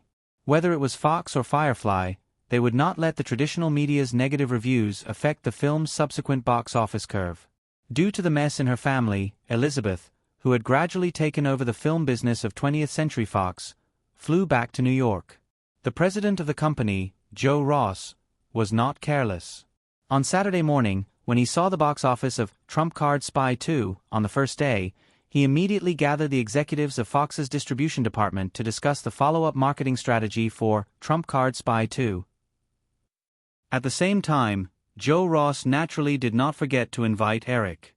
However, although it was the weekend, Eric still had too much work to do and could not find the time to attend such a meeting. If it were not for Firefly's Easter movie package plan, Trump Card Spy 2 would not have done so well at the box office. This was the consensus of almost everyone. Whether it was Eric's status in Hollywood or his personal relationship with Elizabeth, Joe Ross had to take them seriously. Eric could not attend the marketing meeting for Trump Card Spy 2. At noon, Joe Ross specially rushed from Fox's headquarters in Century City to Firefly Studios to have a meal with Eric. The two of them once again deliberated in detail about their next plan. Therefore, since Saturday afternoon, the media controlled by the three companies began to fight back against the negative reviews that Trump Card Spy 2 received from the media. Of course, neither Fox nor Firefly attempted to refute the negative reviews of Trump Card Spy 2 in the traditional media. Instead, they used the strong contrast between Trump Card Spy 2 being welcomed by the audience and treated harshly by the media as an entry point. They mercilessly attacked the traditional film critics for being harsh, old-fashioned, and lacking in entertainment spirit. After all, movies are a kind of mass entertainment, not to please a small number of film critics. If it was just to cater to the preferences of film critics, Hollywood would never be as strong as it is today. Instead, it would become more and more niche like European movies. Trump Card Spy 2 Foot received $37 million at the box office on the first day, which is enough to prove its popularity in the hearts of the audience. Most people go to the cinema after a busy week, not to be lectured, nor to learn philosophy. What they want is to be able to forget their troubles and laugh heartily during the movie. Firefly's defense of Trump Card Spy 2 naturally caused a backlash from the traditional media and film critics. However, compared to the initial one-sided negative reviews, with the tacit cooperation of the print media, television, and portal websites, the three companies quickly took back the initiative. For a time, the argument that movies are just a kind of mass entertainment, and the audience should not be influenced by film critics, which instigated the separation between film critics and ordinary audiences, quickly spread under the control of the powerful media channels of the three companies. In the process, the emerging internet media platform also received a lot of attention again. Everyone had the mentality of following blindly, not to mention this kind of argument that was close to challenging traditional ideas. Under the guidance of these people, many people just wanted to join in the fun. With the mentality of watching a good show, they deliberately went to the online movie platform to rate Trump Card Spy 2. Of course, it was not without negative effects. Some well-known traditional film critics who had already entered film websites such as Yahoo Movies and IMDb announced their withdrawal from the online movie platform in protest of the three companies' marketing strategy. However, for the overall situation, these people's actions did not have much of a substantial impact. Then, under the influence of this marketing trend, the box office of Trump Card Spy 2 was not affected by the one-sided negative reviews. In fact, these reviews had some negative effects. After a first-day box office of US $15.37 million on Friday, Trump Card Spy 2 earned US $17.65 million on Saturday and US $13.97 million on Sunday. In the end, the three-day box office of Trump Card Spy 2 reached $46.99 million. Compared to the growing popularity of Trump Card Spy 2, City of Angels was gradually in a state of almost forgotten. The final box office of the film was only $15.16 million, less than one-third of Trump Card Spy 2. Although Eric was accompanied by Natasha Henstridge, who had just finished filming Iron Man this past weekend, he was still very busy. On Saturday, he watched the recent Iron Man footage with Joss Whedon and also participated in the confirmation of the follow-up promotional strategy for Trump Card Spy 2. On Saturday night, Eric also attended the Coppola family's party as promised. During the party, he watched some of Sofia Coppola's The Death of a Virgin. Of course, Sunday was still busy. A new week had arrived. The first thing Eric needed to face was the Firefly's second-generation MP3 player and Nokia's first music phone, the M100, released at the same time by Firefly Electronics and Nokia. The launch of the two products in San Francisco was at 2 o'clock in the afternoon. Naturally, the Iron Man filming would not stop. After the morning shoot, Eric rushed to San Francisco to attend the launch. After another round of capacity expansion in less than half a year, the current production capacity of Firefly Electronics' Fireflyer series of music players had reached 2 million units per month. This launch was actually the global launch of the Fireflyer 2 and the Nokia M100 music phone. The following Easter weekend, the Fireflyer 2 would be launched in the major markets of North America and Europe at the same time. The Yahoo Music Store would also be opened in several major European countries at the same time. However, the Nokia M100 music phone would first be tested in North America, and at the same time, it would be connected to the Yahoo Music Store in North America. The venue for the launch of the two products was still chosen at the Marriott Hotel in San Francisco. Eric took off from Los Angeles at noon and arrived at the Marriott Hotel about half an hour before the launch began. This time, Eric did not plan to go on stage again. He purely came as an audience to support the new product launch. With the careful preparation of the senior management of Firefly Electronics, the embarrassing situation of not being able to attend the launch with a singer would obviously not happen again. As the launch approached, the grand banquet hall was already crowded with guests and media personnel from all over the world. Firefly Electronics' press conference this time was much more prestigious than the launch of the first-generation Fireflyer. In addition to the invited media, many uninvited reporters crowded outside the Marriott Hotel, waiting for news when they could not get permission to enter. This situation did not occur when the first-generation Fireflyer was launched. Inside the Marriott Hotel, In a large conference room that the hotel had specially vacated for the organizers, Eric was in a very relaxed mood. He had been in contact with several senior management of Firefly Electronics during this period of time. Naturally, he knew the preparation progress of their launch like the back of his hand. Naturally, he was not worried about any unexpected situations. At the conference table, Eric chatted with several senior executives for a while. He then waved his hand and pulled Christina Aguilera, who was the guest performer of the launch, over to his side. "So, you're going to release your first album at the end of the year?" Christina was still as petite as ever. She sat down obediently beside Eric and said, "Yes, I've released 2 test singles in a row. The results are pretty good, so the company has already started to choose a song for me." After saying that, the girl looked like a kitten asking for food from its owner. She looked at Eric with her big sparkling eyes. Due to Eric's preference for Christina, Firefly Records was more inclined towards Christina. Although Christina's singing was very good, this time, Firefly Records did not plan to let Christina take the same route. Instead, they wanted her to use the standard teen pop style. The original Christina was also a teen pop artist at the beginning of her career. Her best-selling album happened to be the teen pop album with "Genie in a Bottle" as the title track. However, Britney had already taken over the market. As Britney Spears became more and more popular, Christina, who was regarded as a follower by many fans, naturally became less popular. She had no choice but to take the route of explosive singing. Although Christina later received a series of Grammys and other music awards with her outstanding singing skills, she was far from being comparable to Britney Spears in terms of career. Thinking of this, Eric did not immediately fulfill the little kitten's wish. Instead, he asked, "By the way, what has Britney been doing recently?" "She's also starting to prepare her own single." Christina was a little alarmed at Eric's sudden mention of Britney, but she obediently did not hide anything. She said truthfully, "The route that the company set for us is what you said back then." Did I say anything?" Eric thought for a while, but he could not think of anything at the moment. He had said too many things. Seeing Eric's confused expression, Christina smiled and reminded him, "It's that. My image is a little more rebellious. Britney's going the girl next door route."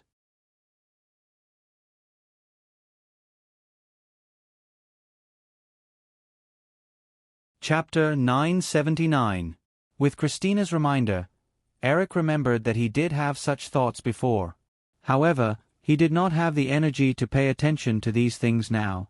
The two of them were chatting softly when a staff member came over to remind Eric that there were only 5 minutes left before the start of the conference and he could enter early. Eric agreed and stood up to enter the conference hall. Christina also stood up and followed him. She asked, "Eric, are you still going back to Los Angeles today?" "No, I'm flying directly to Lone Pine Town in the east of California tomorrow. I'll be staying in San Francisco tonight." Eric shook his head and said to the girl, "Come back to my place with me later." Christina looked slightly shy. Although she originally planned to return to Los Angeles after the conference, she did not refute Eric's words and nodded obediently. After entering the conference hall, the two of them separated and went to their respective seats. At 2 o'clock in the afternoon, the CEO of Firefly Electronics, Victor Mike Nelly, walked onto the stage with a smile on his face. After a simple speech, he announced the official start of the conference. After that, the CEO of Firefly Electronics, Bill Olson, went on stage and began to review the series of sales results achieved by the Fireflyer player since its release last year. When the total number of Fireflyer first-generation units was shown on the big screen, the guests and media reporters in the audience started buzzing with discussion. The production of the Fireflyer first-generation players gradually stopped in early March. Firefly Electronics' major production lines began to stock up on Fireflyer 2. By the end of production, the total number of Fireflyer first-generation MP3 players shipped had reached 8 million units.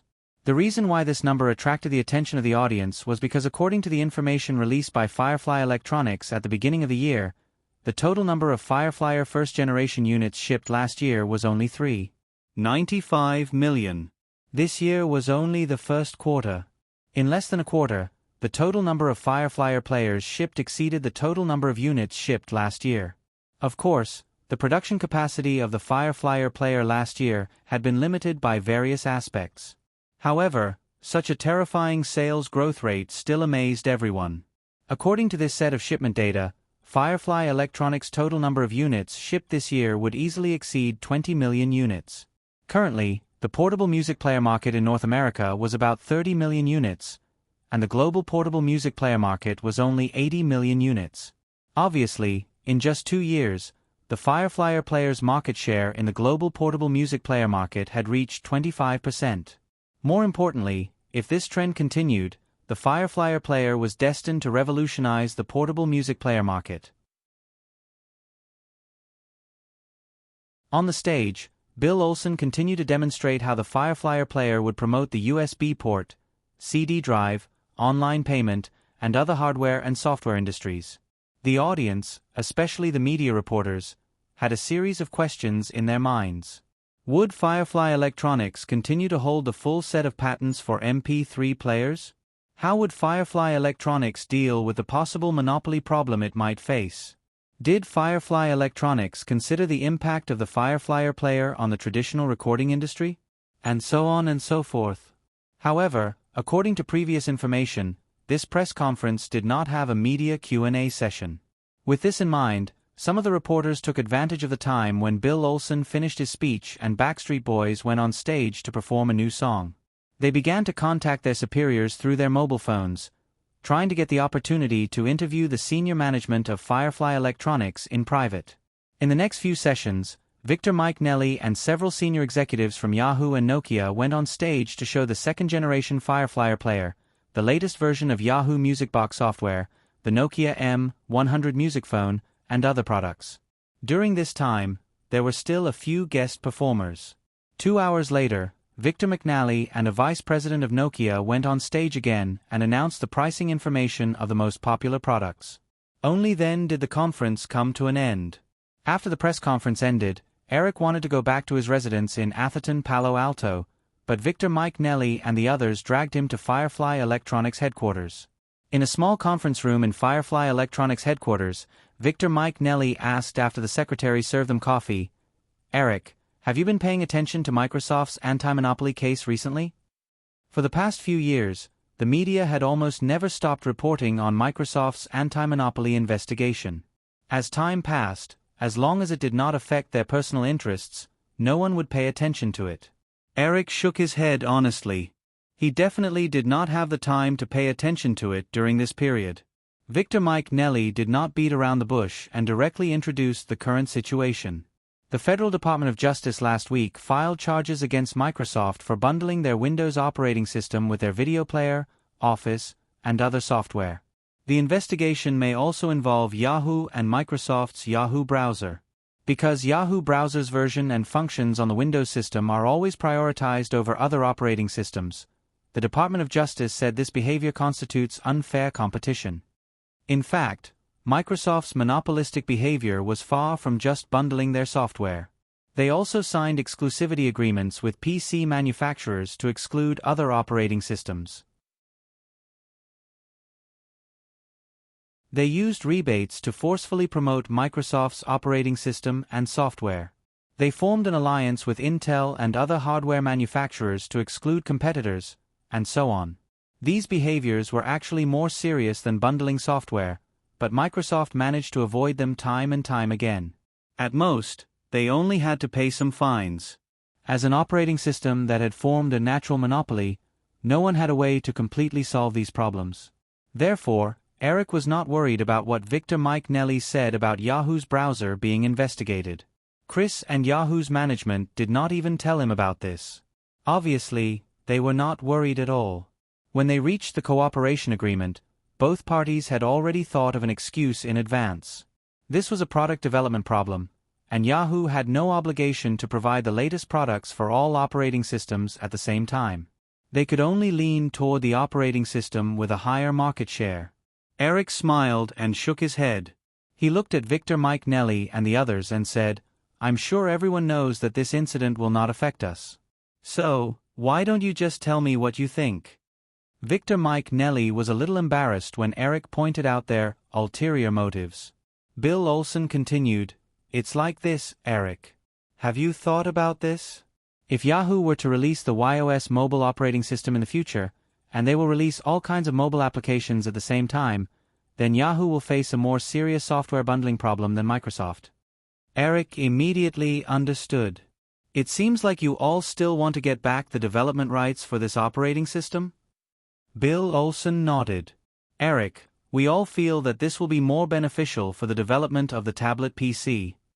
Steve has always been personally in charge of this project. The core of the system was written by him personally. So, have you ever considered transferring this project to Firefly Electronics? Who can take over the research and development of the system from now on? Bill Olson realized that Eric did not seem to be against this matter. He looked at Victor Mike Nelly and said, Eric, this is what we think. If this project is transferred to Firefly Electronics, Steve can still be the technical consultant for this operating system. As for the actual operation of the project, you should know that Silicon Valley does not lack technical talents in the software field. We have already found a few suitable people through the headhunting company. Eric tapped his finger on the table and thought for a while. He said, Okay, if you can persuade Yahoo to transfer this project to us, it is not impossible. Victor Mike Nelly and Bill Olson smiled when they saw Eric nodding. Bill Olson said, Eric, actually, Yahoo does not really want this project. Eric was puzzled and asked, Why? The development budget for this project was more than $30 million last year, and it will only be higher in the next few years. But we don't know how long it will take to generate profits. Once Yahoo is listed, this project that only consumes funds but does not generate profits will definitely drag down Yahoo's share price. Yahoo's scale was not as deep as Google's 10 years later. Even Google's various innovative projects were attacked by investors, and Google's executives were forced to reduce the budget in this area. The current Yahoo's annual expenditure of tens of millions of USD was indeed more likely to be criticized by investors. The main reason why Steve Jobs was pushed out of Apple's board of directors was because he was stubborn in developing products that the board of directors did not think highly of. Many corporate giants declined because their products could not keep up with the times. Most of the time, it was not because there was a lack of visionary talents in the company. It was because these talents could not compete with the capital that focused more on immediate benefits. Even if Yahoo was listed, the absolute control would still be in Eric's hands. However, since Eric had entered the capital market, he could not be too stubborn and incur the wrath of others. Most of the time, he still had to adapt to the rules of the game. After thinking through this, Eric no longer insisted. It seemed better to put the mobile operating system in the completely private Firefly Electronics Company. San Francisco, Palo Alto, Eric's mansion in the wealthy district of Atherton. It was already evening. She forcefully dragged Carolyn into the bedroom to dress her up. Melanie looked at the doll-like girl wrapped in a light pink sportswear and nodded with satisfaction. She said, This time, I don't believe that a certain Lullicon will not take the bait. Carolyn's face was flushed and she said weakly, Eric is not a Lullicon. Yes, whatever you say. Let's go and prepare dinner. He said he will come back tonight. Carolyn nervously followed behind Melanie with small steps. After thinking for a while, she said, May, can you go out tonight? Of course I can. I have already called an old classmate of mine in San Francisco. Melanie nodded readily. Seeing that Carolyn's expression began to relax, she immediately said, However, after thinking about it carefully, I still gave up on this idea. She reached out and pinched Carolyn's delicate face. Melanie smiled and said, I feel that if I hide out, there is a 200% chance that you will take the initiative to shrink back and give up the opportunity tonight. Carolyn refuted without the slightest confidence. I won't. Anyway, I'll be watching you tonight. If you run away, I'll strip you naked and throw you into his room. Carolyn blinked her eyes. Thinking of the scene described by Melanie, her face suddenly turned red again. The two women were busy in the kitchen for a while when the sound of a car came from the courtyard. Seeing that Carolyn almost threw the carrot in her hand, Melanie helplessly put down the kitchen knife and said, Let's go and welcome the boss home. Just as they walked out of the kitchen, the two women saw Eric and Christina talking and laughing as they entered the house. Christina was holding onto Eric's arm like a little bird. When the girl saw Melanie and Carolyn, she politely greeted them. "May, Carly, how are you?" Melanie had a helpless look on her face. There was definitely no chance tonight. A hint of disappointment flashed in Carolyn's eyes, but it was quickly replaced by relief. She politely replied, "Hello, Christina." Eric also nodded to the two women. Seeing them come out of the kitchen, he said, "You two continue with your work. I will go and take a shower first." After saying that, seeing that Christina was about to let go of him, Eric whispered something in her ear. Christina shrunk her neck shyly and looked at Melanie and Carolyn, but still followed Eric upstairs. Just as they walked up the stairs, Eric thought of something and turned to Melanie. "May, can you help me prepare a set of clothes? I want to change into something more casual after my shower." "Okay, boss." Melanie smiled and nodded. When Eric's figure disappeared, Melanie complained, Okay, I am a maid." Carolyn immediately said, "May, why don't I go?" "Forget it. I don't want my boss to make things difficult for me." Melanie sighed. Looking at Carolyn, who was beside her, she said, "This time, I won't have a chance tonight." However, has he not considered Christina's age? Carolyn looked at the stairs and paused. She said, "Eric, well, anyway, she is willing." Melanie curled her lips and said, "I think that even if boss killed someone, you will definitely be able to find a reason for him to do so." "Eric wouldn't kill anyone," Carolyn retorted with a straight face. "I mean, what if? Carolyn wrinkled her little nose and mumbled, Then there must be a reason." Melanie immediately put on an "I knew it would be like this" look of helplessness. She patted her forehead and said, "Forget it, I'll go prepare clothes for the boss. However, we might have to stay in Lone Pine Town for half a month." "Humph, I don't believe that I won't have a chance to stuff you into his bed."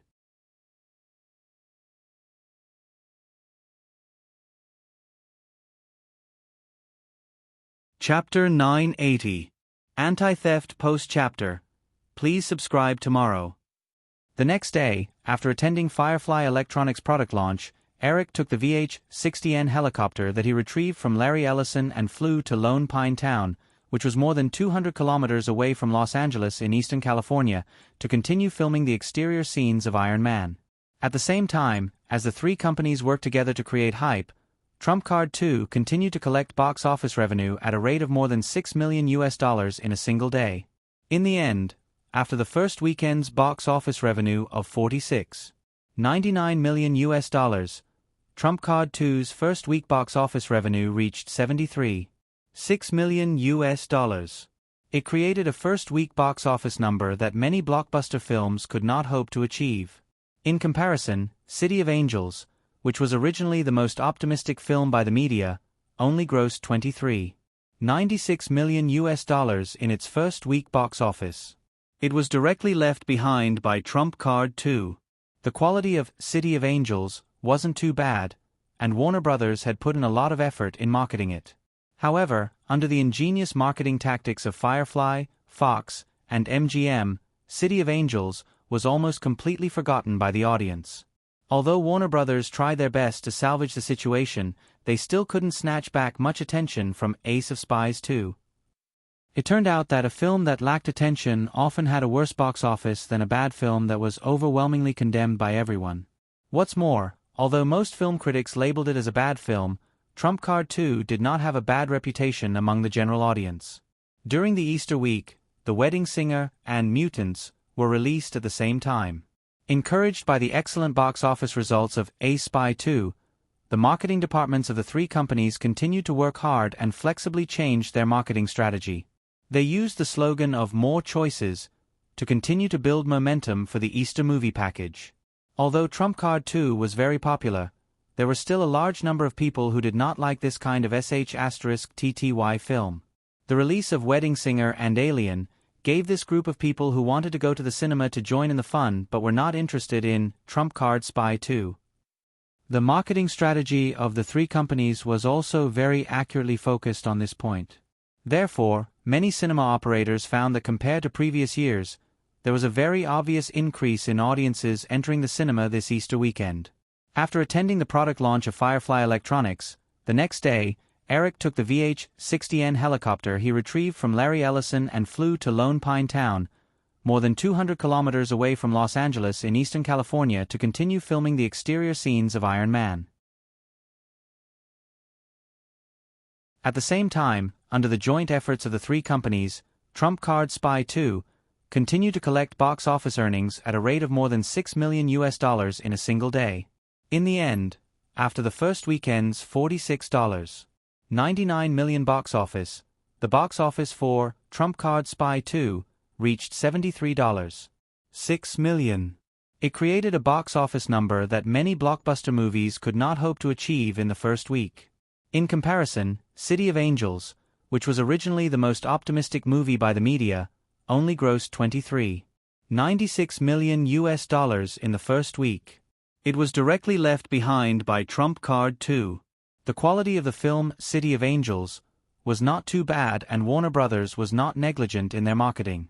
However, under the ingenious marketing methods of Firefly, Fox, and MGM, which completely drove the emotions of the audience, City of Angels was almost completely forgotten by the audience.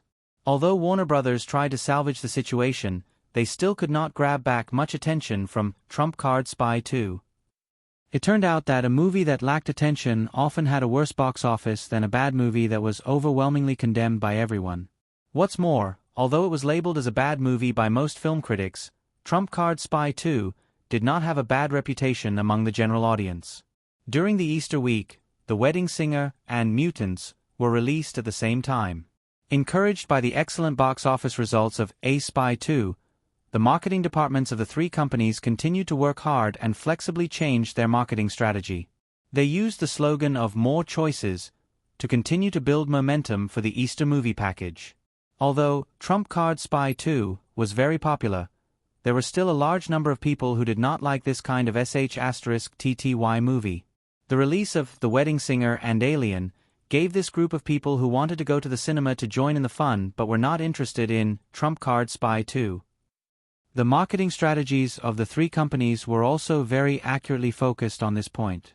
Therefore, many cinema operators found that compared to previous years, there was a very obvious increase in audiences entering the cinema this Easter weekend.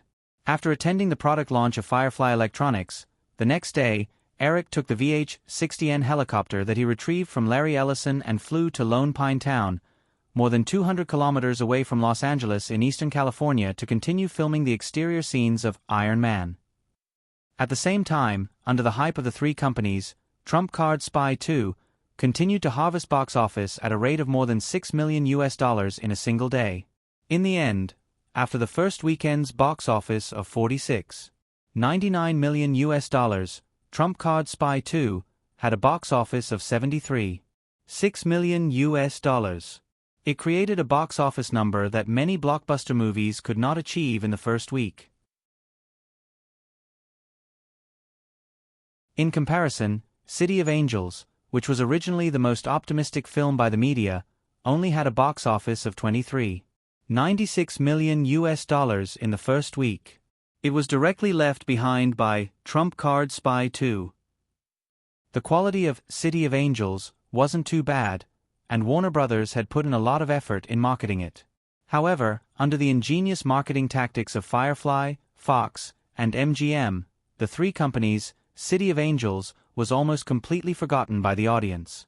Although Warner Brothers tried their best to salvage the situation, they still couldn't grab back much attention from Ace of Spies 2.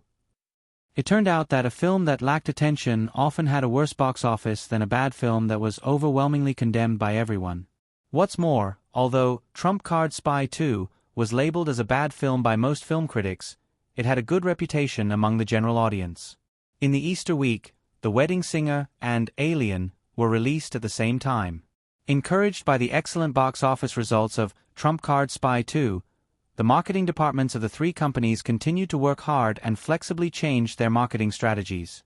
They used the slogan "More Choices" to continue to promote the Easter movie package. Although Trump Card Spy 2 was very popular, there were still a large number of people who did not like this kind of sh*tty movie. The release of The Wedding Singer and Alien gave this group of people who wanted to go to the cinema to join in the fun but were not interested in Trump Card Spy 2. The marketing strategies of the three companies were also very accurately focused on this point. Therefore, many cinema operators found that compared to previous years, there was a very obvious increase in audiences entering the cinema this Easter weekend. After attending the product launch of Firefly Electronics, the next day, Eric took the VH-60N helicopter that he retrieved from Larry Ellison and flew to Lone Pine Town, more than 200 kilometers away from Los Angeles in Eastern California, to continue filming the exterior scenes of Iron Man. At the same time, under the joint hype of the three companies, Trump Card Spy 2 continued to harvest box office at a rate of more than $6 million in a single day. In the end, after the first weekend's box office of $46.99 million, the first week box office of Trump Card Spy 2 reached $73.6 million. It created a first-week box office number that many blockbuster movies could not hope to achieve. In comparison, City of Angels, which was originally the most optimistic film by the media, only had a box office of $23.96 million in the first week. It was directly left behind by Trump Card Spy 2. The quality of City of Angels was not too bad, and Warner Bros.' marketing was not negligent. However, under the ingenious marketing tactics of Firefly, Fox, and MGM, which completely drove the emotions of the audience, City of Angels was almost completely forgotten by the audience. Although Warner Bros. Tried to remedy the situation, they still could not steal back much attention from Trump Card Spy 2. It turned out that a film that lacked attention often had a worse box office than a bad film that was overwhelmingly condemned by everyone. What's more, although most film critics labeled it as a bad film, Trump Card Spy 2 did not have a bad reputation among the general audience. Entering the Easter week, The Wedding Singer and Alien were released at the same time. Encouraged by the excellent box office results of Trump Card Spy 2, the marketing departments of the three companies continued to work hard and flexibly changed their marketing strategies. They used the slogan of "More Choices" to continue to promote the Easter movie package. Although Trump Card Spy 2 was very popular, there were still a large number of people who did not like this kind of sh*tty film. The release of The Wedding Singer and Alien just happened to give this group of people who wanted to go to the cinema to join in the fun but did not like Trump Card Spy 2. The marketing strategies of the three companies were also very accurately focused on this point. Therefore, many cinema operators found that compared to previous years, there was a very obvious increase in audiences entering the cinema this Easter weekend. After attending the product launch of Firefly Electronics, the next day, Eric took the VH-60N helicopter that he retrieved from Larry Ellison and flew to Lone Pine Town, more than 200 kilometers away from Los Angeles in Eastern California, to continue filming the exterior scenes of Iron Man. At the same time, under the joint hype of the three companies, Trump Card Spy 2 continued to harvest box office at a rate of more than $6 million in a single day. In the end, after the first weekend's box office of $46.99 million, the first week box office of Trump Card Spy 2 reached $73.6 million. It created a first-week box office number that many blockbuster films could not hope to achieve. In comparison, City of Angels, which was originally the most optimistic film by the media, only had a box office of $23.96 million in the first week, which was directly left behind by Trump Card Spy 2. The quality of City of Angels was not too bad, and Warner's marketing was not bad. However, under the ingenious marketing methods of Firefly, Fox, and MGM, which completely drove the emotions of the audience, City of Angels was almost completely forgotten by the audience. Although Warner tried to salvage the situation, they still could not snatch back much attention from Trump Card Spy 2. It turned out that a film that lacked attention often had a worse box office than a bad film that was overwhelmingly condemned by everyone. What's more, although it was labeled as a bad film by most film critics, Trump Card Spy 2 did not have a bad reputation among the general audience. In the Easter week, The Wedding Singer and Alien were released at the same time. Encouraged by the excellent box office results of Trump Card Spy 2, the marketing departments of the three companies continued to work hard and flexibly changed their marketing strategies. They used the slogan of "More Choices" to continue to promote the Easter movie package. Although Trump Card Spy 2 was very popular, there were still a large number of people who did not like this kind of sh*TTY film. The release of The Wedding Singer and Alien just happened to give this group of people who wanted to go to the cinema to join in the fun but were not interested in Trump Card Spy 2. The marketing strategies of the three companies were also very accurately focused on this point. Therefore, many cinema operators found that compared to previous years, there was a very obvious increase in audiences entering the cinema this Easter weekend. After attending the product launch of Firefly Electronics, the next day, Eric took the VH-60N helicopter that he retrieved from Larry Ellison and flew to Lone Pine Town, more than 200 kilometers away from Los Angeles in Eastern California, to continue filming the exterior scenes of Iron Man. At the same time, under the hype of the three companies, Trump Card Spy 2 continued to harvest box office at a rate of more than $6 million in a single day. In the end, after the first weekend's box office of $46.99 million, Trump Card Spy 2 had a box office of $73.6 million. It created a box office number that many blockbuster films could not achieve in the first week. In comparison, City of Angels, which was originally the most optimistic film by the media, only had a box office of $96 million in the first week. It was directly left behind by Trump Card Spy 2. The quality of City of Angels was not too bad and Warner's marketing was not negligent. However, under the clever marketing methods of Firefly, Fox, and MGM, which completely drove the emotions of the audience, City of Angels was almost completely forgotten by the audience. Although Warner tried to salvage the situation, they still could not snatch back much attention from Trump Card Spy 2. It turned out that a film that lacked attention often had a worse box office than a bad film that was overwhelmingly condemned by everyone. What's more, although Trump Card Spy 2 was labeled as a bad film by most film critics, it had a good reputation among the general audience. You're tuning in to the Narrate and Escape YouTube channel. Don't forget to subscribe and join us on this journey to catch the most captivating stories.